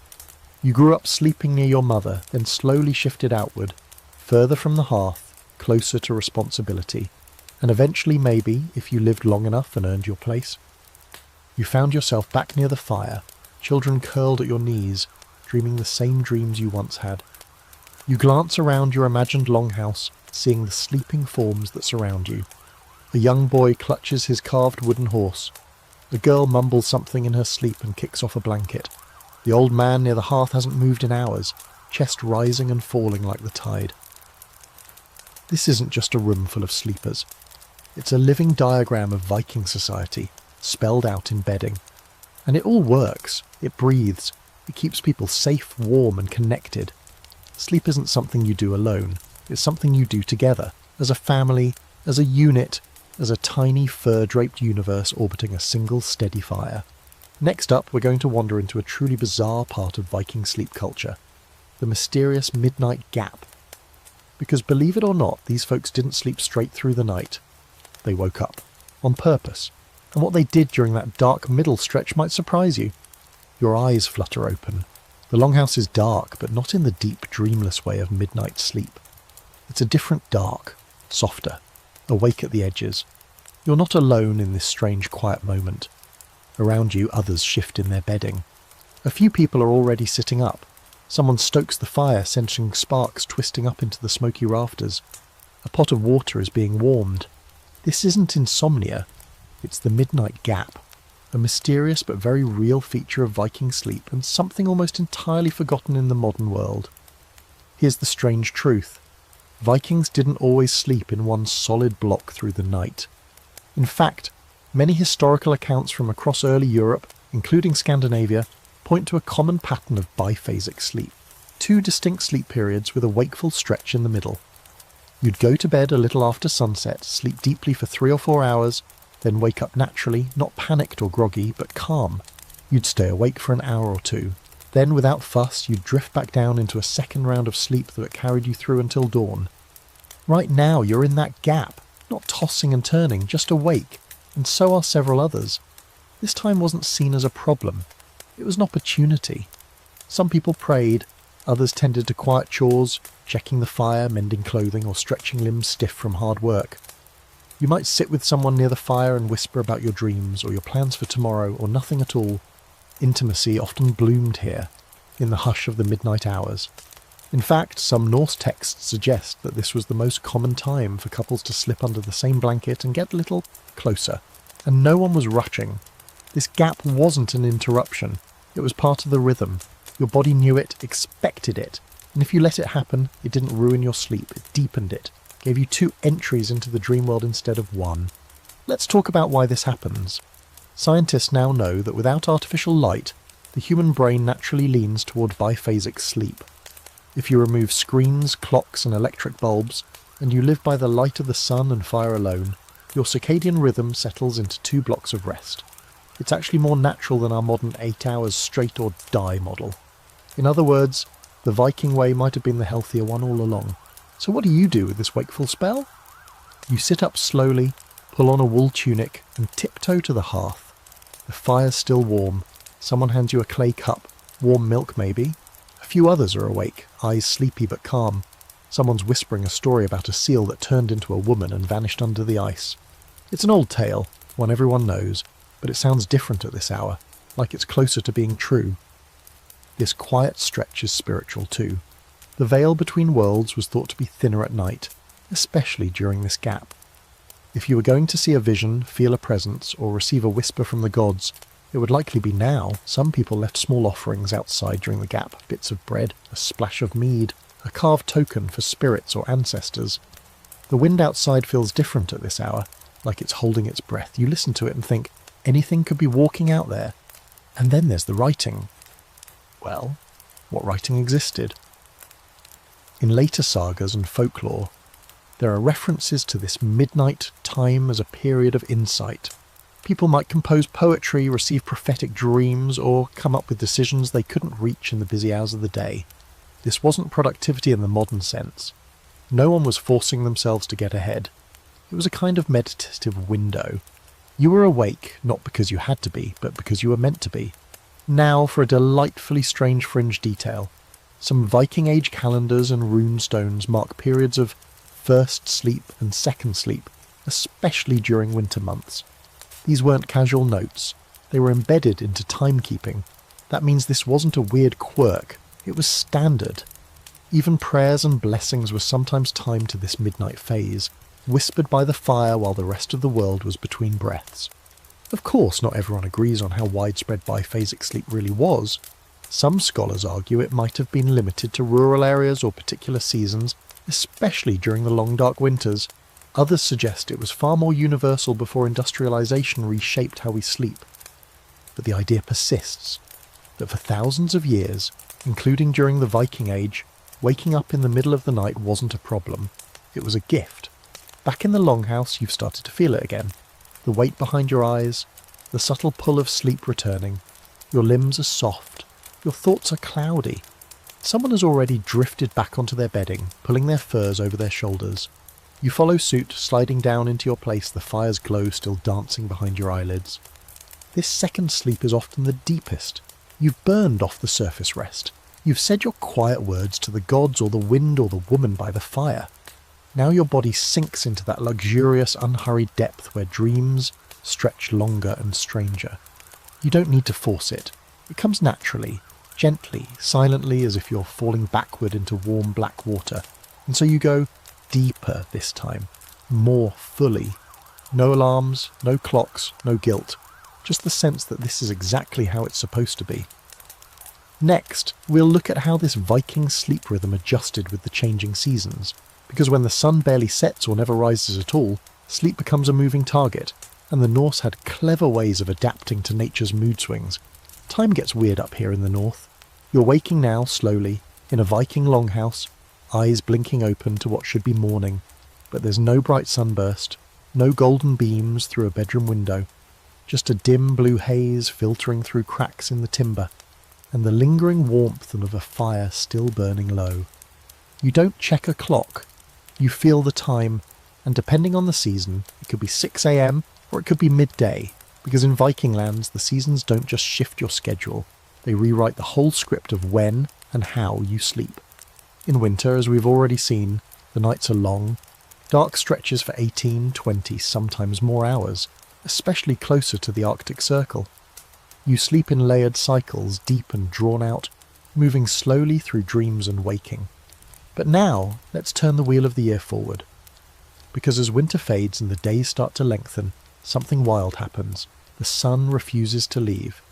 Welcome to the endless summer of the north, midnight sun territory. Depending on where you live, there may be a full month where the sun never fully sets. It dips toward the horizon and then rises again, just looping endlessly like a celestial insomniac. And that light, it pours into every crevice. Over the fields, across the water, through the cracks in the roof beams. All day, all night, non-stop. You might think this would destroy any hope of sleep. How can you drift off when it's bright outside at midnight? But the Vikings adapted. They didn't wage war against the light. They flowed with it. In these seasons, sleep became shorter, more flexible, and often spread out in smaller, more frequent naps. You might sleep deeply for a few hours in the middle of the night, then again in the heat of the afternoon, or you might simply go longer stretches without rest, only to crash harder the next night. There wasn't a rigid schedule. There was rhythm. You're living more outdoors now. The snow has melted, the world smells like pine and soil again, and your days are packed with fishing, boat repair, livestock birthing, and long treks into hills blooming with life. There's urgency in the air. Summer is a season of motion, of doing. And because the growing season is short and harvest comes quickly, sleep takes a slight back seat. Not neglect, just adjusted. You sleep lighter. You wake earlier. You doze when you can. Inside the longhouse, the heavy winter bedding is being packed away. Lighter furs and wool layers now drape the platforms. Ventilation slats are pried open. The air feels cleaner, fresher. You still sleep near the fire, but not because of cold. Now it's more about comfort and keeping mosquitoes from biting you into madness. The fire's smoke wafts upward, carrying with it a soft veil that keeps the bugs and the spirits at bay. Here's a fascinating fringe detail. Some Norse calendars weren't based solely on lunar cycles or sun positions. They also measured time by light behaviour. There were markers for when the sun first stopped setting and when twilight lasted all night. People watched the sky, not just for warmth, but to know when to sow, when to reap, and when to rest. It was a form of timekeeping that modern clocks can't really touch, something you felt on your skin. Scholars debate how much the Vikings actually slept less in summer. Some argue that they functioned like farmers everywhere, up with the sun, down after dark, regardless of season. But others point out that in lands where night doesn't exist for weeks, people naturally start splitting their sleep or pushing bedtime into the small hours. There are historical texts that mention children playing games long after midnight, and fishermen setting out just as others were going to bed. The result? A society that pulsed with sunlight but still found ways to rest in it. You lie back in your summer bedding, still tired from the day's work. The longhouse smells different now, less smoky, more earthy. Herbs dry in bunches overhead. Someone has left wildflowers in a wooden bowl near the hearth. There's laughter outside, even though the sun's low on the horizon. It should be night, but the sky is still gold, and yet your body is winding down, because sleep isn't ruled by clocks, it's ruled by need. You roll onto your side, a breeze filters in through the open wall slats. It carries the scent of salt, of green leaves, and something sweet, maybe honey, maybe mead. You don't sleep as long during these months, but the rest you get is still deep, still real. Because your body is attuned to everything. The work, the sun, the air, the weight of what's expected of you. And on the rare occasion when sleep won't come, you get up. You sit outside and watch the still bright sky fade just a little. You talk to someone. You sing a low song, you don't panic or check a clock or count hours lost. You know you'll rest soon enough. The rhythm will swing back, it always does. There's a quiet flexibility in Viking sleep, this ability to adjust with grace to whatever the sky decides to offer. Winter sleep is long and deep, summer sleep is light and scattered. Spring and fall are transition seasons, recalibrating your body with each passing week. And through it all, no one's trying to enforce some universal ideal amount of sleep. There's no shame in napping, no judgment in resting when your body says stop. It's something worth remembering now, as you pull the wool up over your chest and close your eyes in daylight. Sleep doesn't have to be a fight. It can be a dance, a moving, shifting pattern that adapts with the seasons, the weather, and the story your body is telling that day. And speaking of stories, in the next section, we're going to knock back a little something special. Because when the sun sets late and the fire's low, sometimes Vikings needed a little help winding down. Let's talk mead, mushrooms, and other natural sleep aids that added a dash of magic to Viking dreams. You've just finished eating your evening meal, some stewed greens, maybe a hunk of salted meat, and now someone's passing you a horn. Not the loud, blow-into-it kind. This one's been hollowed, polished and filled with golden liquid that smells faintly of apples and flowers. It's mead, the drink of poets and warriors, of hearth fires and fading conversations. You take a sip, and there it is. Warmth, sweetness, a slight burn at the back of your throat. It's not just a drink, it's a ritual. And tonight, like most nights, it's helping you wind down into sleep. The Vikings didn't have ambient or herbal teas stacked on a kitchen shelf, but they did have mead, and they had mushrooms, and herbs, and concoctions brewed by women who knew exactly which leaf or root could help a restless body settle. Sleep was a necessary part of survival, and like everything else in Norse life, it was aided by the gifts of the land, and occasionally a little alchemy. Let's start with mead, because it's the star of this evening's scene. Made from fermented honey, water, and sometimes spices or fruit, mead wasn't just a drink for feasts, it was a nightly staple in many households. Not always in large quantities, sometimes just a few sips before bed, enough to take the edge off, enough to soften the thoughts still rattling around in your skull. And because it's lower in alcohol than modern liquors, it didn't knock people out cold, it relaxed them. Let the mind wander, opened the gates of sleep a little wider. In many sagas, mead is associated with poetry, with prophecy, with altered states of consciousness. There's the famous mead of poetry stolen from the giants and gifted to mankind by Odin himself, a magical brew that grants wisdom and vision. Was this just myth, or a poetic exaggeration of real heady experiences with spiced, fermented drinks consumed under firelight and story? Hard to say, but either way, it reveals a truth. Vikings saw drink not just as refreshment, but as a bridge between people, between thoughts, and yes, between waking and sleep. Now, for the mushrooms. This is where things get a little trippy, literally. While it's difficult to pin down precise historical use, many scholars believe that Norse people, particularly in Sami-influenced regions, had access to and knowledge of Amanita muscaria, the red and white capped mushroom that looks like it walked straight out of a fairy tale. You've seen it in art, in Christmas decorations, in old storybooks. It's toxic in large doses, but carefully dried and processed, it can induce altered states, visionary dreams, vivid hallucinations, and powerful rest that borders on a trance. Now, this wasn't your average bedtime snack.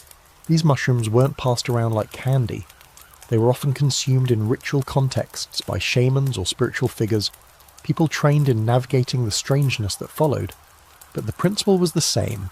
Nature offered tools for transformation, and whether you were entering a dream state or simply slipping into deeper than normal rest, the line between spiritual journey and good night's sleep was blurry. More common were the herbal helpers. The Norse were plant literate in a way most modern folks couldn't fake if their lives depended on it. Elderberries, valerian root, mugwort, yarrow, juniper, all of these grew in the cold, rugged places of Scandinavia. And they weren't just used for healing wounds or spicing broth, they were part of the sleep toolkit. Valerian especially shows up in burial sites tucked into satchels with other herbs, likely used as a calming agent. Its roots have sedative properties, and even today it's sold in capsules in wellness stores.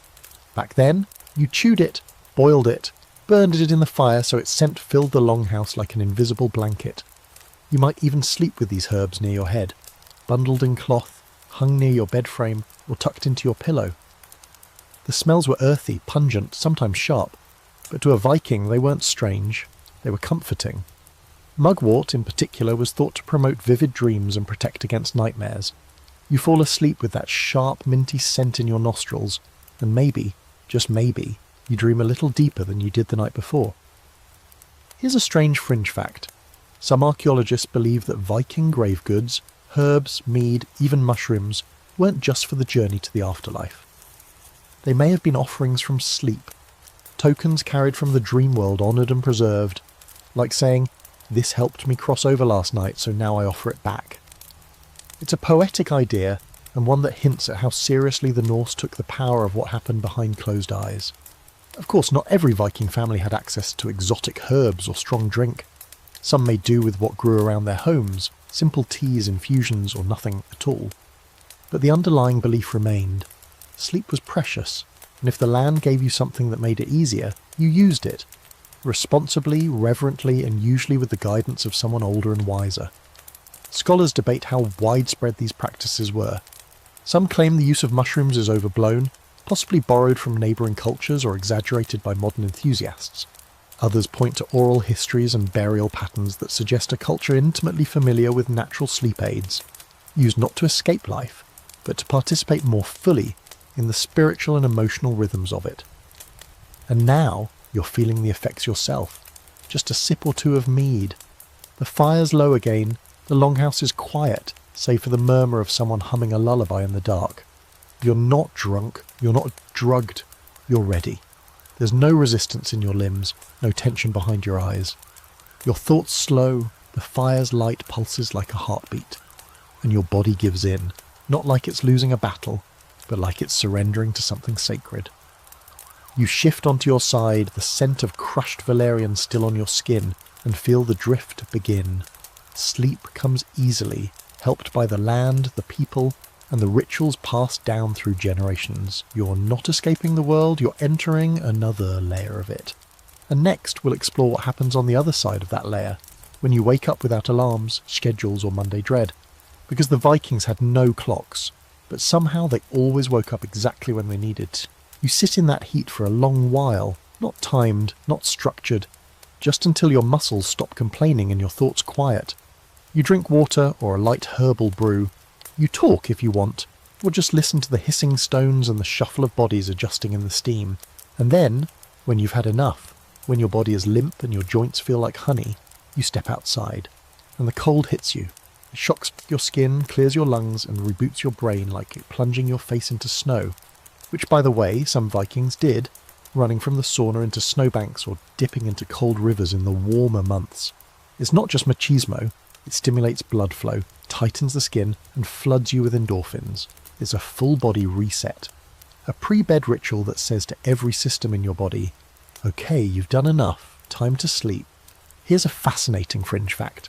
In Iceland, even today, many homes are built with hot water access for bathing and steaming, a cultural holdover from this ancient Viking practice. Bathing wasn't occasional. It was routine. There are even recorded laws and customs related to sauna behaviour. Who entered when, how long they stayed, and what happened inside. This wasn't a novelty. It was a way of life. Cleanliness in the Norse world had status. The myth that Vikings were all dirt and blood is, well, mostly nonsense. In fact, historical accounts from their enemies often mention how clean the Norse were, how frequently they bathed, how neat their hair was, how much time they spent grooming. Sleep was a sacred act, and entering it clean was part of the respect. But it wasn't just hygiene. This was about transition. The bathhouse was the in-between space, where the body moved from labour to rest. You didn't collapse into bed filthy and frenzied. You arrived at sleep. Slowly, intentionally, heated, loosened, softened. If sleep was a ritual, the sauna was the invocation. There's some scholarly debate about how widespread or frequent sauna use truly was. Archaeological evidence varies across regions. Finland, Sweden, Norway, and Iceland all had different environmental factors and resources. Some historians argue that daily use was more common in certain areas, while others used saunas primarily on specific days or for ceremonial cleansing. But few deny the presence of heat bathing in Viking life. It shows up in sagas, lore codes, even poetry, and for women especially, the sauna was more than functional, it was social, a place to talk, share stories, pass down knowledge. Sometimes childbirth happened here, healing ceremonies, rituals for fertility or protection. Even the dead were sometimes washed and prepared in these heated spaces. It was a womb and a tomb, place of beginning and ending, all wrapped in steam. You're walking back now from the sauna, skin still steaming in the cold air. You feel light, not just clean, but emptied, like someone poured the day out of you and left only the essentials behind. Your legs are warm, your spine loose, your face flushed and open. You climb back into the longhouse with a deep breath, the scent of smoke and herbs wrapping around you like a second skin.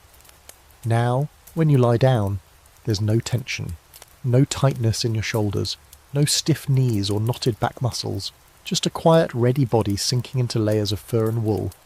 You're not merely resting, you're recovering. The sauna gave you back your softness, and now sleep will do the rest. No wonder they slept so well.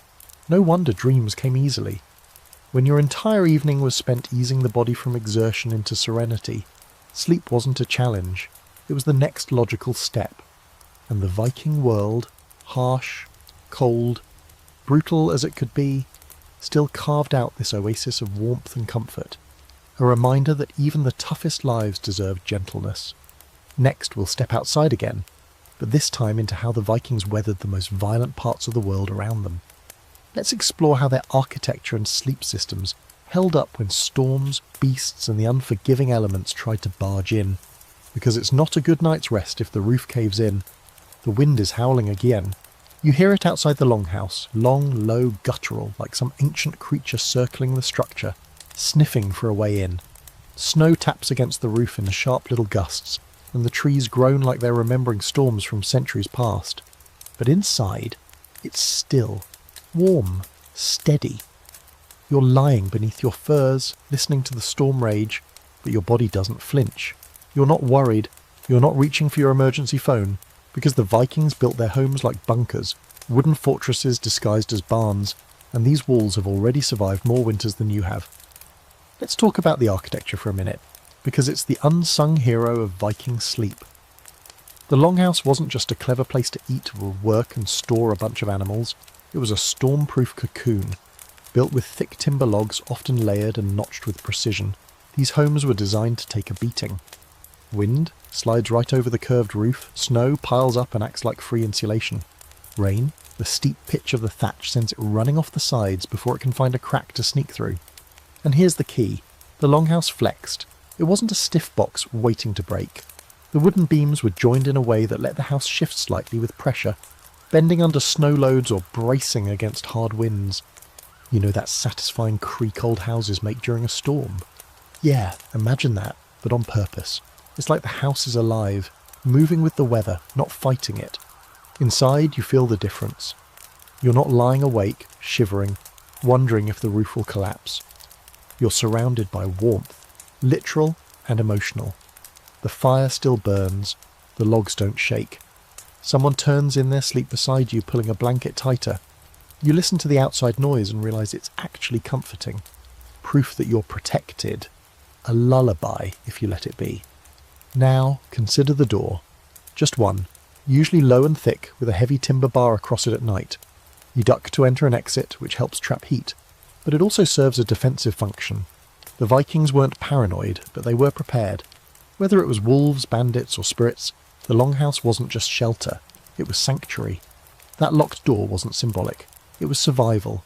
And it wasn't just the walls that helped you sleep through storms. It was the people. You didn't lie there alone, wondering if you were the only one awake, the only one listening to the roof groan.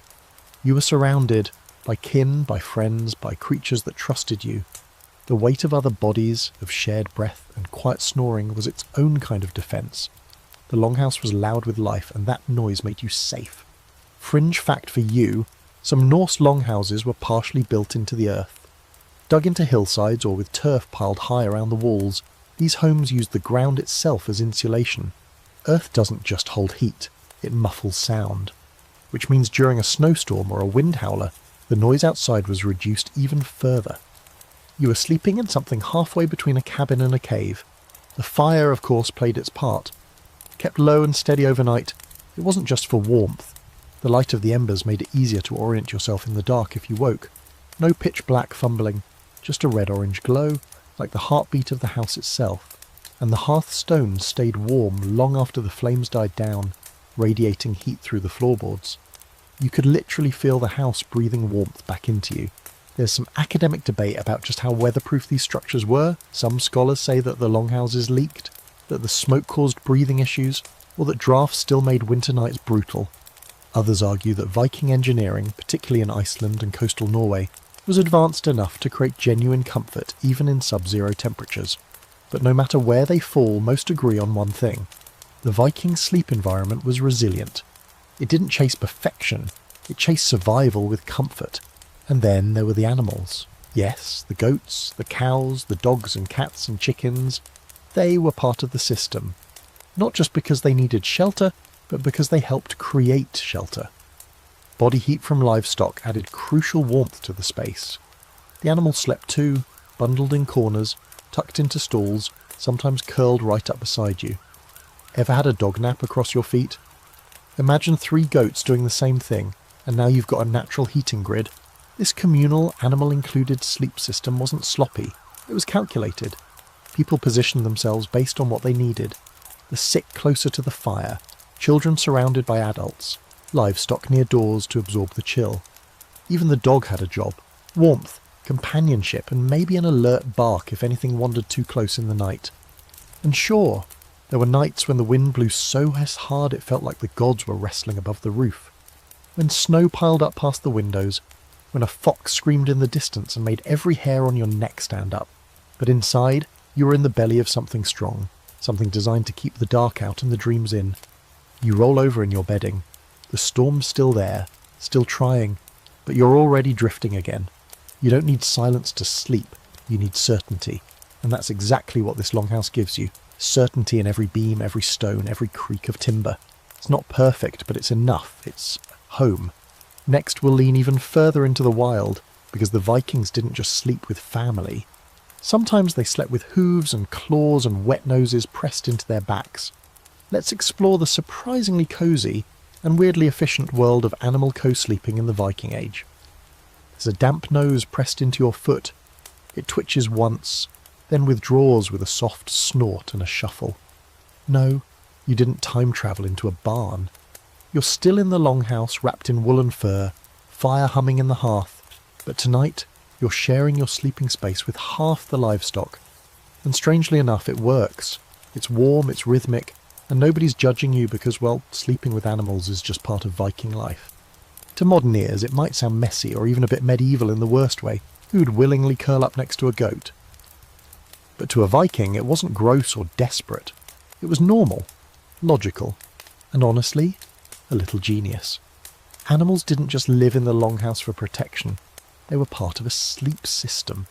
A heat-generating, sound-producing, warmth-sharing part of the family that kept the nights from turning deadly during the deep winter months. Let's break it down. At one end of the longhouse, separated by a short partition or a slight elevation change, was the livestock area. Cattle, sheep, pigs, goats, all tucked in close, their body heat rising, their breath steaming in the air. On the human side, bedding was lined up on platforms raised above the cold floor, and between the two groups, nothing much. Maybe a low wooden wall, maybe just a bit of space. But the warmth carried over. The sounds did too, soft snorts, the occasional cloven hoof shifting on straw, chickens murmuring in their sleep. And then there were the pets. Dogs and cats had full roam of the sleeping area. Cats curled up in furs, purred on people's laps, or squeezed between shoulders. Dogs, foot warmers, back heaters, security alarms. They were woven into the fabric of Viking sleep, sometimes literally, as you'd find more than one tangled in the blankets by morning. And not the pampered fluff balls we think of today either. These were working animals, sheepdogs, mousers, hunters, who earned it to their keep but were still beloved. Fun fringe fact, Viking dogs were often given names, sometimes the same ones given to people, names like Snarty, Scully, or Garma. Some dogs even had ceremonial collars or were buried with their owners. And when it came to sleep, these animals weren't kicked to the corner. They were tucked in like anyone else. In colder regions, it wasn't just tolerated, it was encouraged. Let the dog under the blanket, let the cat into your arms. Their body heat could mean the difference between a stiff morning and a frostbitten toe. But this wasn't just about temperature. There's something primal, something deeply ancestral about sleeping beside animals. Their breathing patterns, their warmth, their subtle movements through the night, these things anchor the nervous system. Studies today show that co-sleeping with pets can lower heart rate, reduce anxiety, and improve sleep depth. The Vikings knew this intuitively. You didn't need a white noise machine when a contented dog was snoring at your side. And for children, it was even more essential. A child curled up between their parents, a cat purring against their chest, the muffled cluck of a sleepy hen across the room. These were lullabies. These were signals of safety, of routine, of belonging. You might think a rooster crowing at dawn would be annoying, but for a Viking child it meant the night had passed safely. It meant the world was still turning. That's comfort, feathered and noisy though it may be. Some scholars argue that not every household brought animals in at night, that this was more common in colder climates or poorer homes. Wealthier families might have had detached stables or more formal divisions, but even in those cases, kensels, dogs and cats remained close, always. They weren't just tolerated, they were cherished. And then there's the spiritual layer. In Norse mythology, animals weren't just beasts of burden, they were sacred. Cats were sacred to Freyja, the goddess of love, fertility, and yes, domestic life. Her chariot was pulled by two massive felines, and women often kept cats as companions and protectors. Dogs were associated with Garma, the hound of hell, and were seen as guides and guardians in both life and death. Sharing your bed with them wasn't just practical, it was symbolic. It meant protection, loyalty, and connection to the gods. Even cows and goats carried symbolic weight. Their milk, their strength, their constancy, all part of the household's survival. So when a cow mooed softly in the middle of the night, no one cursed. It was part of the chorus. The night had its own music, embers popping, breath sinking, animals murmuring, wind brushing the walls. It wasn't a sterile sleep environment. It was alive. And there's something else, something quieter. Sleeping with animals reminded the Vikings that they were part of nature, not outside it. You weren't sealed off from the wild. You were tangled up in it, cooperating with it, trusting it. You might have just come home from a raid or a hunt or a long bitter day in the fields, but by nightfall you were lying in shared heat with a goat that would provide milk tomorrow, or a dog who'd guard your children while you slept. That's not mess. That's relationship. You shift now in your bedding. There's a bit of straw under your arm, a paw near your leg, a distant bleat from the livestock side. You smile, sleep is close. You feel the heat of bodies all around you, some human, some not. You're breathing the same air, dreaming under the same roof, resting in a rhythm that feels older than language. And when you finally close your eyes, it's not just your family that drifts into sleep beside you. It's every soul in the house. 4 legs, 2 legs, whiskers, feathers, hooves, all wrapped together under a timber roof that creaks just slightly as the night deepens. Next, we'll lift our eyes to the sky, because not all sleep is peaceful, even in the longhouse. Some nights are restless, some dreams are wild, and many Vikings believed it had something to do with the moon. Let's explore how lunar phases shaped their nights, their fears, and their sleep. Tonight the sky is silver. A full moon hangs just above the roofline of the longhouse, bold and unblinking, casting its glow across the snow-packed earth outside. Even through the smoke holes and cracks in the thatch, its light manages to find you, cool on your cheek, soft on your brow. You stir beneath the furs, not fully awake, but not quite asleep either. Something about the moon does that, always has, and in the Viking world, you're not the only one feeling it. Lunar cycles weren't just pretty background in the Norse world. They were powerful, mysterious, and deeply woven into daily and nightly rhythms. The moon told time, it whispered fate, and it could absolutely mess with your sleep. Tonight everyone feels it. A few people are tossing in their bedding. The dog near your feet gives a restless sigh. The livestock are oddly quiet. No one says it out loud, but the mood is different. The moon is watching, and Vikings knew better than to ignore its stare. The Norse didn't just observe the moon, they named it, honoured it, even deified it. The moon was personified as the god Mani, brother to Sol, the sun goddess Kjosdefs. Each night, Mani raced across the sky in his chariot, pursued by the great wolf Hati. If Hati ever caught him, the world would fall into darkness. That chase was eternal, but the moon's phases, full, waning, new, were reminders that even gods had cycles, and so did humans. There's a reason Old Norse calendars were lunisolar. Months were tracked by the moon, each new moon marking a fresh turn interest in time. Farming schedules, raiding windows and feast days were planned with one eye on the sky. But more than that, the moon was believed to tug at the soul just as it tugged at the tides. When the moon was full, dreams became strange. Tempers flared. Children couldn't sleep. Animals grew restless. And yes, warriors sometimes took it as a sign. It was time to move, fight, or change course. So if you're lying awake right now, staring up at a shaft of moonlight that's crept through the wall slats, you're not alone. The others might not be speaking, but they feel it too. There's a certain tension in the air. Not danger, just an alertness. The world feels thinner. Dreams run deeper. You're not just waiting for sleep, you're waiting to see what the moon might do next. Here's a wild fringe fact. Archaeological digs have uncovered ancient Norse artefacts carved with lunar symbols. Spirals, crescents, full circle motifs. Some were worn as amulets, others embedded into household items, like combs and drinking horns. It's believed these weren't just decorative, they were protective, because the moon didn't just rule over sleep, it ruled over madness too. Yes, even the word lunacy has roots in lunar superstition. And the Vikings, like many ancient cultures, believed the full moon could stir something primal in people. A man who shouted in his sleep or thrashed during dreams wasn't just having a rough night, he might be moon-touched. A child who cried too long under a full moon could be seen as sensitive to spiritual forces, not cursed exactly, but open. And the line between spiritual and physical wasn't drawn the way we draw it now. The body reacted to the moon, and the soul followed. Nights of the full moon were thought to thin the veil between realms, between the living and the dead, between gods and mortals, between the seen and unseen. That's why rituals were often held on moonlit nights, offerings left at thresholds, songs sung in soft voices, doors bolted a little tighter.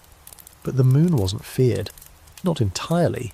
It was also revered, especially by women, who tracked their own cycles by its phases, who timed births and ceremonies to its rhythms. The moon gave structure to life, even when it made sleep a little slippery.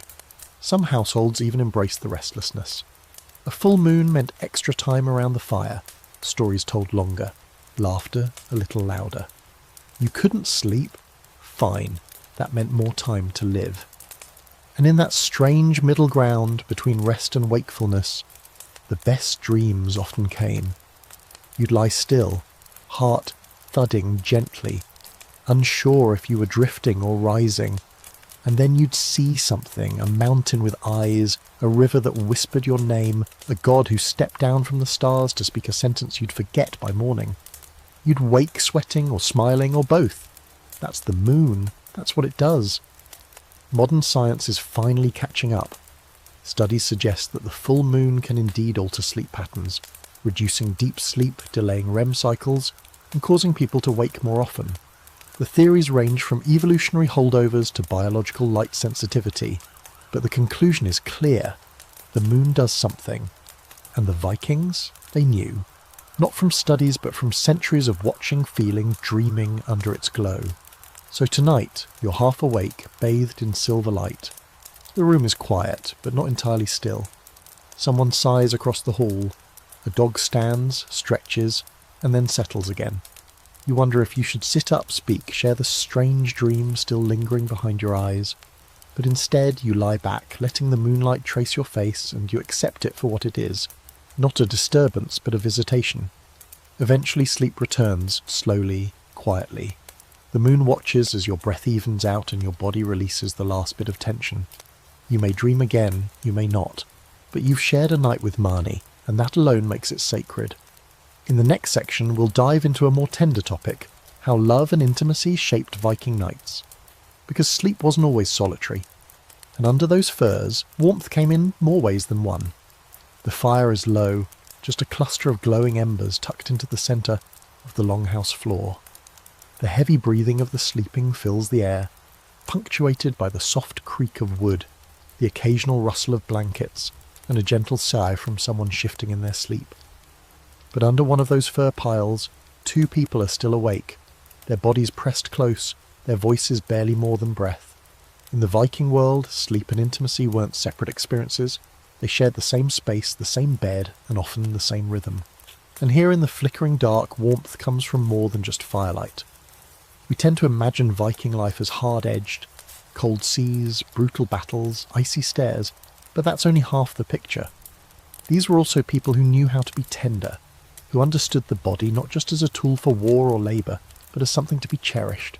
And when the day's work was done and night crept in like a blanket, touch wasn't just allowed. It was vital. There's no privacy curtain, no separate room. But intimacy wasn't exactly a secret either. In a longhouse where entire families slept within a few yards of each other, couples found their own quiet, invisible ways to be close. A shift in the blankets, a hand brushed over hip or shoulder, a whispered word in the dark. The Viking world made space for this, not just as pleasure, but as connection, as comfort, as human necessity. Marriage in Viking society was often practical, tied to property, alliances, and clan survival. But that doesn't mean it lacked affection. Many couples grew close, and some sagas even speak of deep, abiding love. Husbands and wives who stayed by each other's sides through battles, famines, and long winters. And in the quiet hours of the night, they curled around each other, not just for heat, but for the grounding reminder, you are not alone in this world. And it wasn't always marriage either. Norse culture made room for different kinds of partnerships. Lovers, hand-fasting arrangements, widows and widowers who found companionship again. It wasn't all rigid structures and moral policing. Vikings were pragmatic. If it kept people warm, bonded and emotionally sane during a 7-month winter, it was probably fine. And here's a fringe fact that might surprise you. Sleeping together was sometimes written into contracts, literally.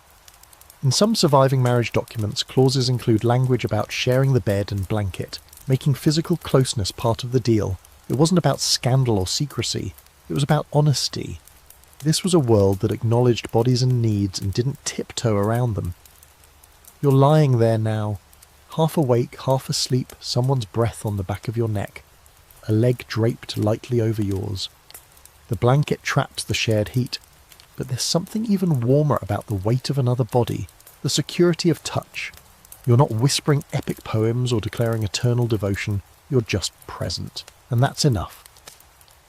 Intimacy also softened the rough edges of the day. After the ache of fieldwork or the tension of a looming journey, these private moments were release valves, a way to say, we made it through another day. There's nothing dramatic here. No candles, no elaborate seduction, just a slow shift in the dark, two people reaching for each other with the kind of instinct that doesn't need explanation.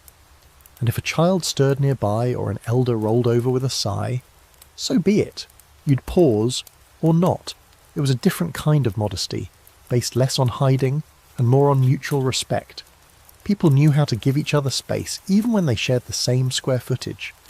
You didn't need walls to carve out a moment of intimacy, you just needed understanding. Scholars often debate how affectionate Norse culture truly was. Some point to the harshness of the landscape, the toughness of the people, the blunt pragmatism of marriage contracts. Others highlight the tenderness preserved in poetry, love poems carved into runestones, or the quiet scenes tucked into sagas, where one person waits for another by the hearth, or refuses to remarry after a partner's death. The truth probably lies somewhere in between. Vikings weren't sentimental, but they weren't cold. They were human, navigating love and lust and comfort with the same rough-hewn elegance they brought to everything else. And for those without partners, the longhouse still offered connection. You might lie next to a sibling, a friend, or a companion animal. You might hold a child or be held by an elder. Physical closeness wasn't always sexual, and it didn't need to be. The intimacy of Viking sleep wasn't about a single type of relationship. It was about presence. You knew who was near. You felt them breathe. You rested better because you weren't alone. The Norse even had gods and goddesses devoted to love and connection. Freya, who ruled over beauty and fertility, was revered as much for her sensual power as her spiritual strength. She was called upon not just for matchmaking, but for real, grounded, lived love, the kind that blossomed in firelight and endured through cold nights. You pull the furs tighter now. A hand finds yours under the blanket. No words are exchanged. They don't need to be. The world outside may be vast and brutal, but here, in this soft shared space, you are tethered, rooted. Warm not just in body but in spirit. You'll sleep deeper because of it. Not just because the bed is warm or the fire is still glowing, but because the presence beside you quiets your mind. You've got someone. They've got you. That's sleep worth dreaming in. And in the next section, we'll turn the blanket over to the shadows, because not every Viking night was peaceful. Some sleep was broken by fear, by spirits, by the tension of an enemy's presence.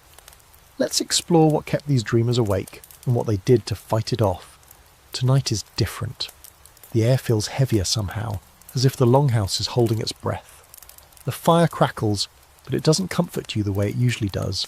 Your furs are warm, your body is tired, but sleep doesn't come easy. You shift, you listen.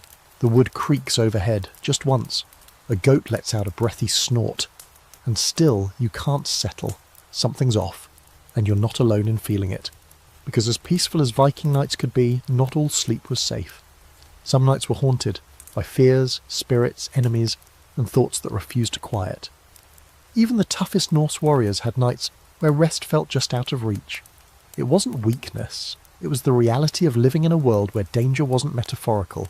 It was real, physical, and always nearby. You could lock your door, bank your fire, and still feel a chill settle under your skin that had nothing to do with cold. Call it instinct. Call it the old fear. Either way, some nights you lay awake wondering if someone might come in the dark. Let's start with the enemies you could see. Feuds were a serious part of Norse society. Grudges could last generations. A wronged cousin, a rival farmer, a former ally turned bitter. Any one of them might come creeping toward your longhouse under cover of night. Armed and angry. Violence wasn't always dramatic or loud.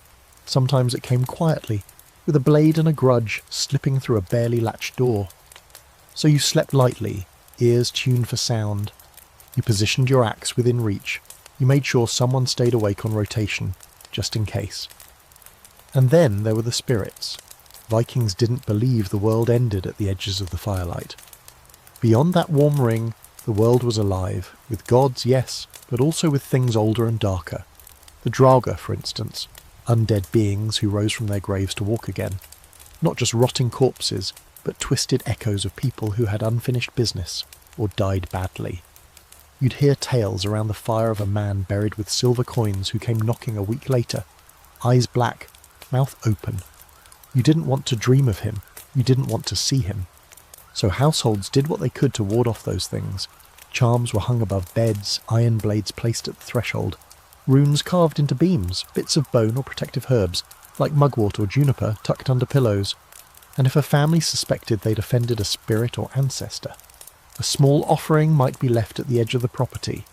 Bread, mead, a whispered apology. It wasn't superstition, it was negotiation. Fringe fact, some longhouses were deliberately built without direct lines to certain burial mounds or sacred groves. Orientation mattered. Doorways were angled. Entrances turned away from old paths where ghosts were said to walk. You weren't just building to stay warm, you were building to stay unseen by things you didn't want visiting. But not every fear came from the supernatural. Sometimes it was your own thoughts that kept you up. Memories, worries, regret. Did you say the wrong thing at the feast? Did you offend your neighbour? Is your son ready for his first voyage? Will the weather hold through the next harvest? These weren't idle concerns. They could spiral into waking dreams, half-sleeping episodes where the mind wandered down roads the body couldn't follow. That's when people turned to each other. Whispered conversations in the dark, a hand reaching out, a low voice saying, "Still awake?" Shared insomnia wasn't unusual. In fact, it was expected, and in that middle-of-the-night honesty, bonds deepened. It wasn't about fixing anything. It was about being heard, and if you were alone in your restlessness. That's when the rituals kicked in. Some sat by the fire and stirred the coals, thinking of ancestors. Others chewed calming herbs or recited protective chants. A few simply stepped outside into the cold, let the night wind hit their face and waited for the weight to lift. The cold grounded them. The stars reminded them they were part of something bigger. And then, eventually, they returned inside, stepped over sleeping forms and lay down again. If not to sleep, then at least to rest. Even the gods didn't sleep perfectly. Odin, ever restless, sacrificed an eye for wisdom, and often wandered in disguise, sleepless and searching. His dreams were not always peaceful. He dreamed of war, of Ragnarok, of futures he couldn't prevent. If the Allfather himself didn't always find comfort in the dark, what chance did a humble farmer or sailor have? That knowledge strangely comforted people. Even the gods struggle, even they pace the long halls at night. Modern scholars sometimes question just how common these fears were. Were the Vikings really afraid of ghosts? Did they truly believe in restless dead? Or were these just stories meant to keep kids from wandering too far at night? It's hard to say, but when you look at how often these ideas appear in burial customs, house design, family sagas, it's clear that night held meaning beyond sleep. It was watched, and so were you. You turn now, eyes closed, trying again. The sounds of the longhouse are familiar. Breathing, fire, maybe a whisper, maybe the soft click of an animal shifting. You remind yourself that the door is barred, that your kin are near, that you've placed the charm above your bed just in case. You breathe slower. You let the thoughts quiet, one by one. Sleep won't always come quickly, but it always comes, and when it does, it carries you away, past the ghosts and the grudges, into a realm where none of it can touch you. And in the next section, we'll climb aboard the dragon-prowed ships and feel what it was like to sleep on the sea. Because yes, Vikings slept on boats while rocking through storms and dodging rocks, and somehow they made that rest count too. The sea rocks you like a cradle, with calloused hands. One moment you're rising, cradled by the gentle roll of a wave, the next you're dropping fast into a trough, your stomach following half a second behind. It's not peaceful. It's not quiet. But it is familiar. You're wrapped in your wool cloak, spine pressed against the curved hull of a Viking longship, head tilted toward the stars. You're trying to sleep, surrounded by men who smell like salt sweat and smoked fish. And somehow you might just pull it off. Sleeping at sea wasn't a luxurious affair. It was rough, cramped and exposed. You had no cabin, no bunk, no feather pillow to sink into. Viking ships weren't designed for comfort. They were floating muscle, all lean wood and raw nerve. Long and narrow, with no below-deck chamber, they demanded that you sleep under the sky or not at all. And you did, because sleep was essential, even if the sky was spitting rain and the boat creaked like an old man's knees.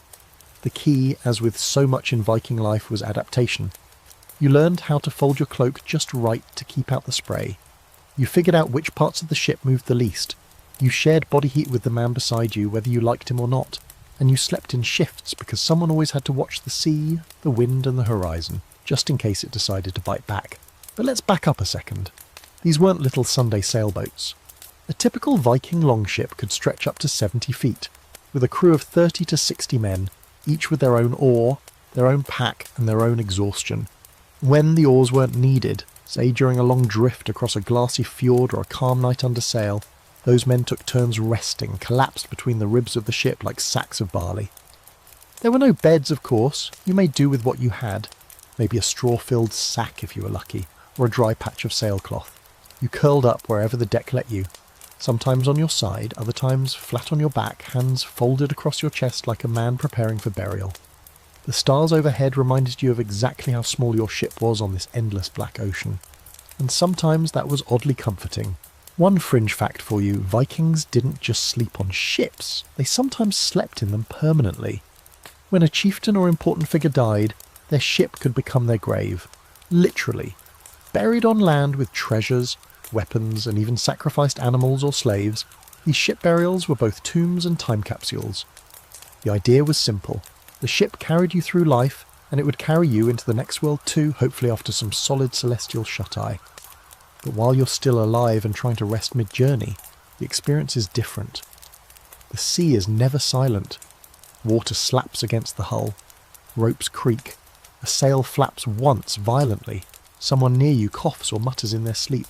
Another man is on watch, humming a tune you almost recognise. He's tired too, but he's upright, eyes on the dark. His job is to keep you alive while you drift somewhere between dream and alertness. And the rocking motion? For some, it's soothing. For others, it's nausea in waveform. But with time, your body adjusts. The sway becomes a lullaby.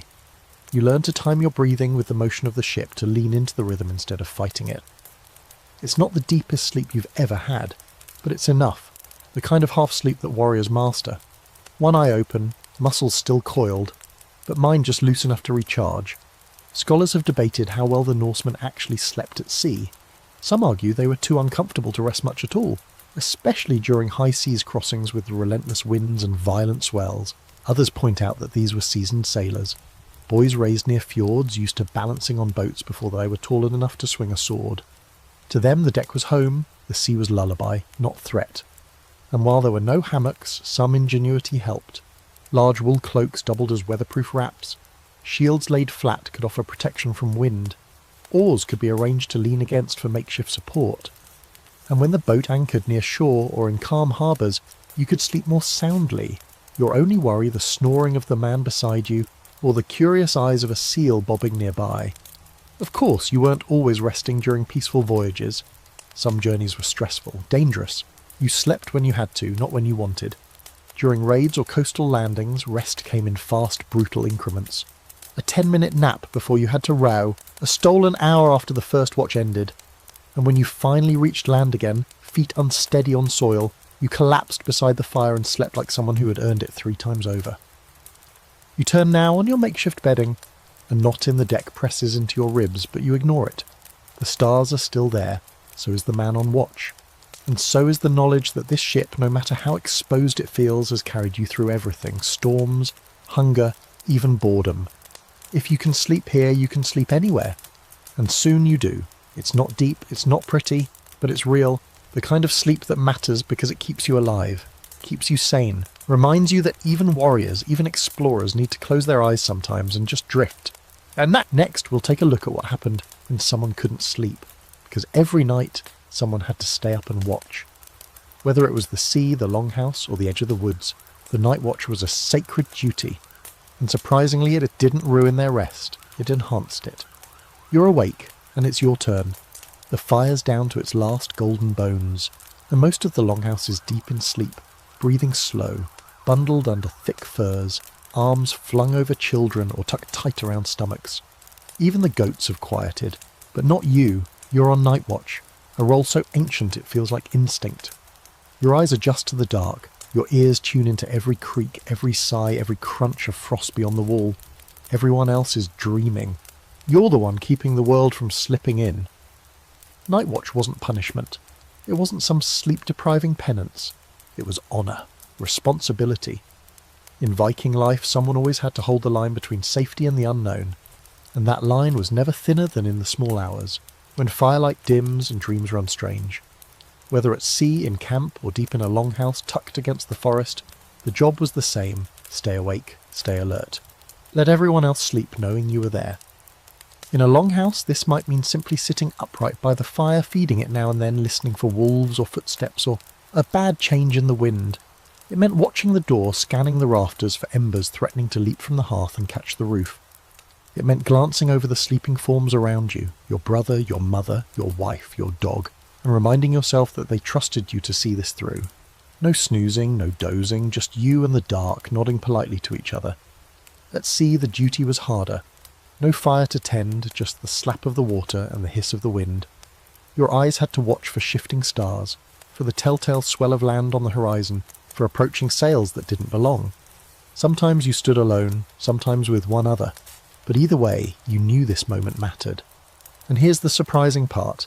The Vikings didn't see this as a sleep sacrifice. They didn't believe pulling a night watch ruined you. They structured their sleep around it. Rest came in phases, biphasic or polyphasic patterns that gave everyone the sleep they needed. In pieces instead of all at once.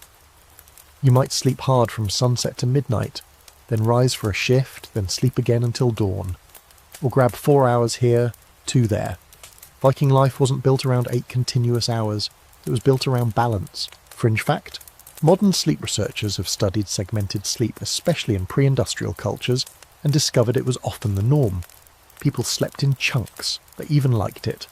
Waking between cycles wasn't considered a problem. It was a time for prayer, quiet tasks, conversation or reflection. The first sleep and second sleep were phrases that would have made perfect sense in a Norse village. Your night watch might fall right between those two.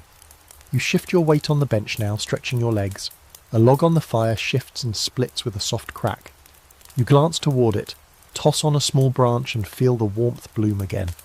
The people closest to the hearth murmur in their sleep, drawn toward the comfort. You smile quietly.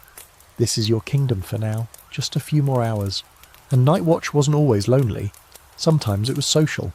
Two people would take the shift together, speaking in hushed tones, sharing stories, planning, teasing, remembering. These were the intimate hours.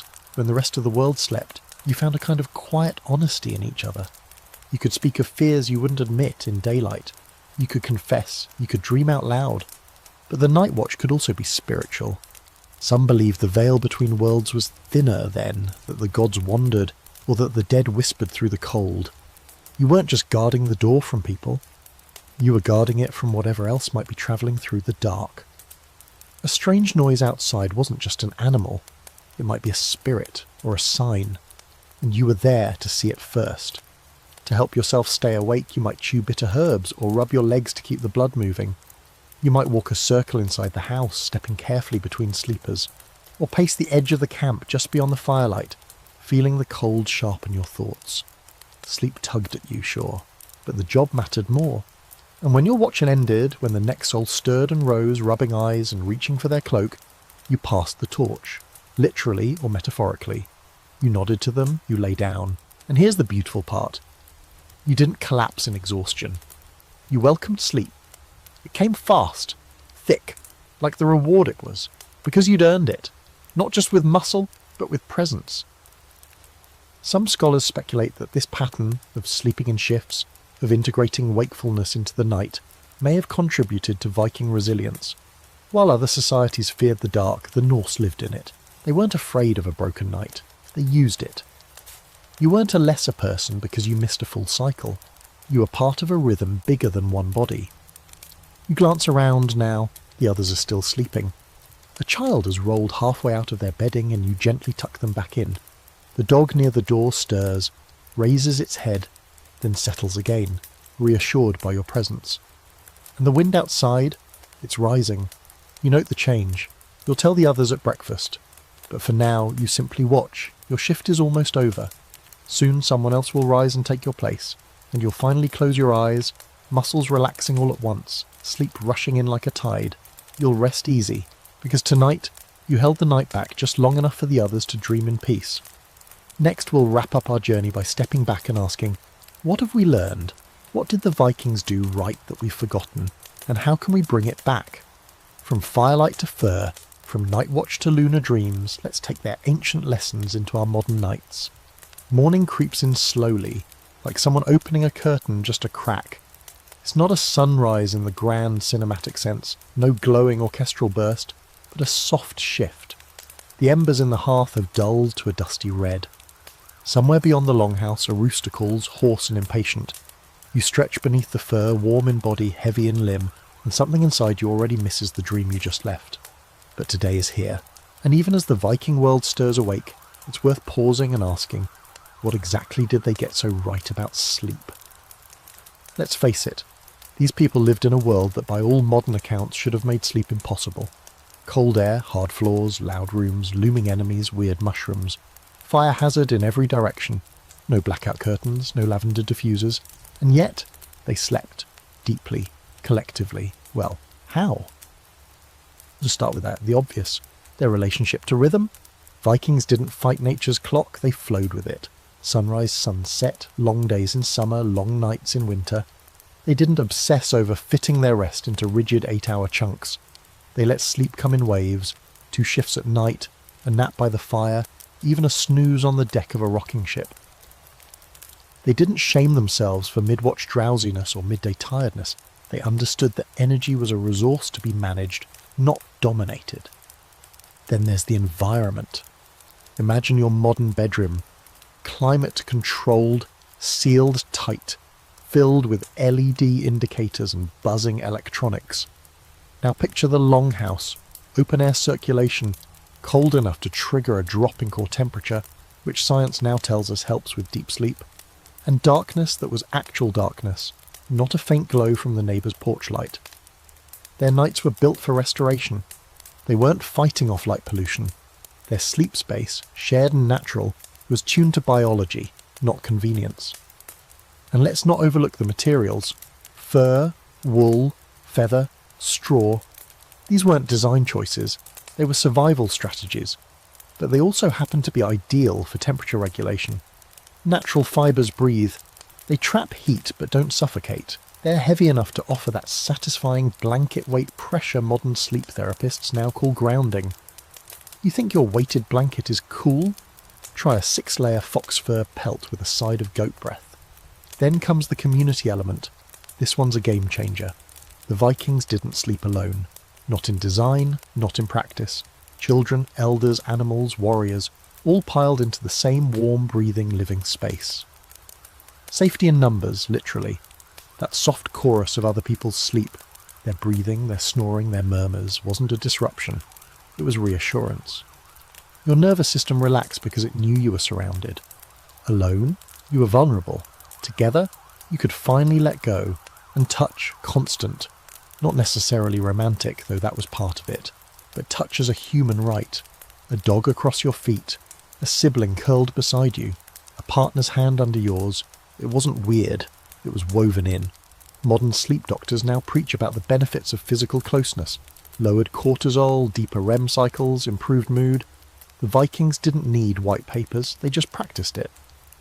But it's more than physical. Their attitude towards sleep was healthier. They didn't treat it like a chore. They didn't feel guilty about needing it. They respected it, honoured it even. Dreams were believed to be messages, visions, warnings. Sleep wasn't downtime. It was a conversation with the gods, your ancestors, your own buried instincts. If you woke with a strange vision in your head, people listened. You didn't roll over and ignore it. You told someone. You made meaning. Even fear had its place. Those long, haunted nights weren't failures of the sleep cycle. They were part of the landscape. If you didn't sleep well one night, it wasn't because you lacked discipline or drank caffeine too late. It was because the world was stirring. Maybe spirits were near. Maybe you needed to stand watch, or process something, or just sit with the discomfort. Not all sleep is peaceful. The Vikings knew that. They built rituals around it instead of pretending it shouldn't happen.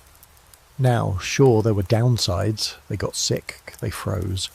A bad winter could mean weeks of tight, smoky air. Their bodies hurt more.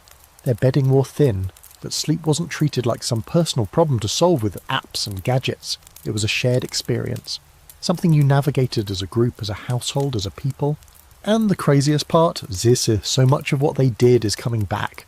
Cold sleep trends, weighted blankets, biphasic rest cycles, dream journaling, soundscapes, saunas, shared sleep. These new ideas? The Vikings were rocking them 1,000 years ago, with zero lab studies and a very loose understanding of REM cycles. So what can you borrow from them? For starters, dim the lights early. Let your body ease into sleep like they did. Skip the phone. Use fire, or at least something warm and flickering. Get cold, but keep the bedding warm. Use natural fibres. Sleep near someone or something if you can. Pet your dog. Let your cat claim your ribcage. Don't fight waking up at 3 a.m. Use it. Reflect, breathe. Guard your people. Then go back to bed. Treat sleep like something sacred. Not fragile, not performative, just real. Messy, rhythmic, shared, and deeply important. Let your body feel the dark. Let your brain tell stories. Let your ancestors, if they want, whisper something weird through your dreams. And finally, remember this. Vikings didn't sleep like warriors because they were trying to be brave. They slept like that because they had to. The world was too rough, too wild, too uncertain to go without rest. They knew rest was a kind of readiness. They didn't chase perfect nights. They built good ones. One ember, one fur, one steady breath at a time. So maybe tonight, as you settle into your own bed, you'll think of them. Of the longhouse, of the fire, of the snow pressing softly against the outside wall, of the dog curled at your feet, of the moon peeking through the rafters, and you'll breathe a little deeper, sleep a little easier, dream a little wilder. Because deep down, you know what they knew. A good night's sleep is a shield, and some of the strongest warriors are the ones who know when to let go. So here you are, back in your own room. No longhouse creaking, no fire crackling, no goat trying to climb into your lap. Just the hum of the fan, the soft glow of a lamp you should have turned off 10 minutes ago, and maybe the faint rustle of a city beyond your walls. The Vikings are far behind you now, but somehow their sleep lingers. Not in fur pelts or war axes, but in the rhythm, the quiet, the way they made space for rest, even when the world refused to slow down. You're probably not sleeping on straw, but you can close your laptop earlier. Dim the lights, skip the doom scroll, find the right kind of heavy blanket. Let your body remember what deep rest feels like. The Vikings didn't need sleep aids, they were the sleep aid. The warmth of kin, the hiss of steam, the lull of cold air on bare skin, the permission to wake at night and just sit with it. They made sleep human again. Not a performance, not a competition, just natural. And hey, if you wake tonight, heart racing for no reason, brain replaying something from 6 years ago, remember the night watch. It's okay to be the one awake, to listen, to breathe, to keep the fire. Because the truth is, the best sleep isn't about silence or softness or thread count. It's about safety, warmth, trust, a body at ease, a mind allowed to wander, and a space, whether ship, longhouse or bedroom, built to hold you while you dream. So take a breath, let it go. You're not alone in the dark, you're just one more dreamer in a long line of people who figured out how to sleep through the storm.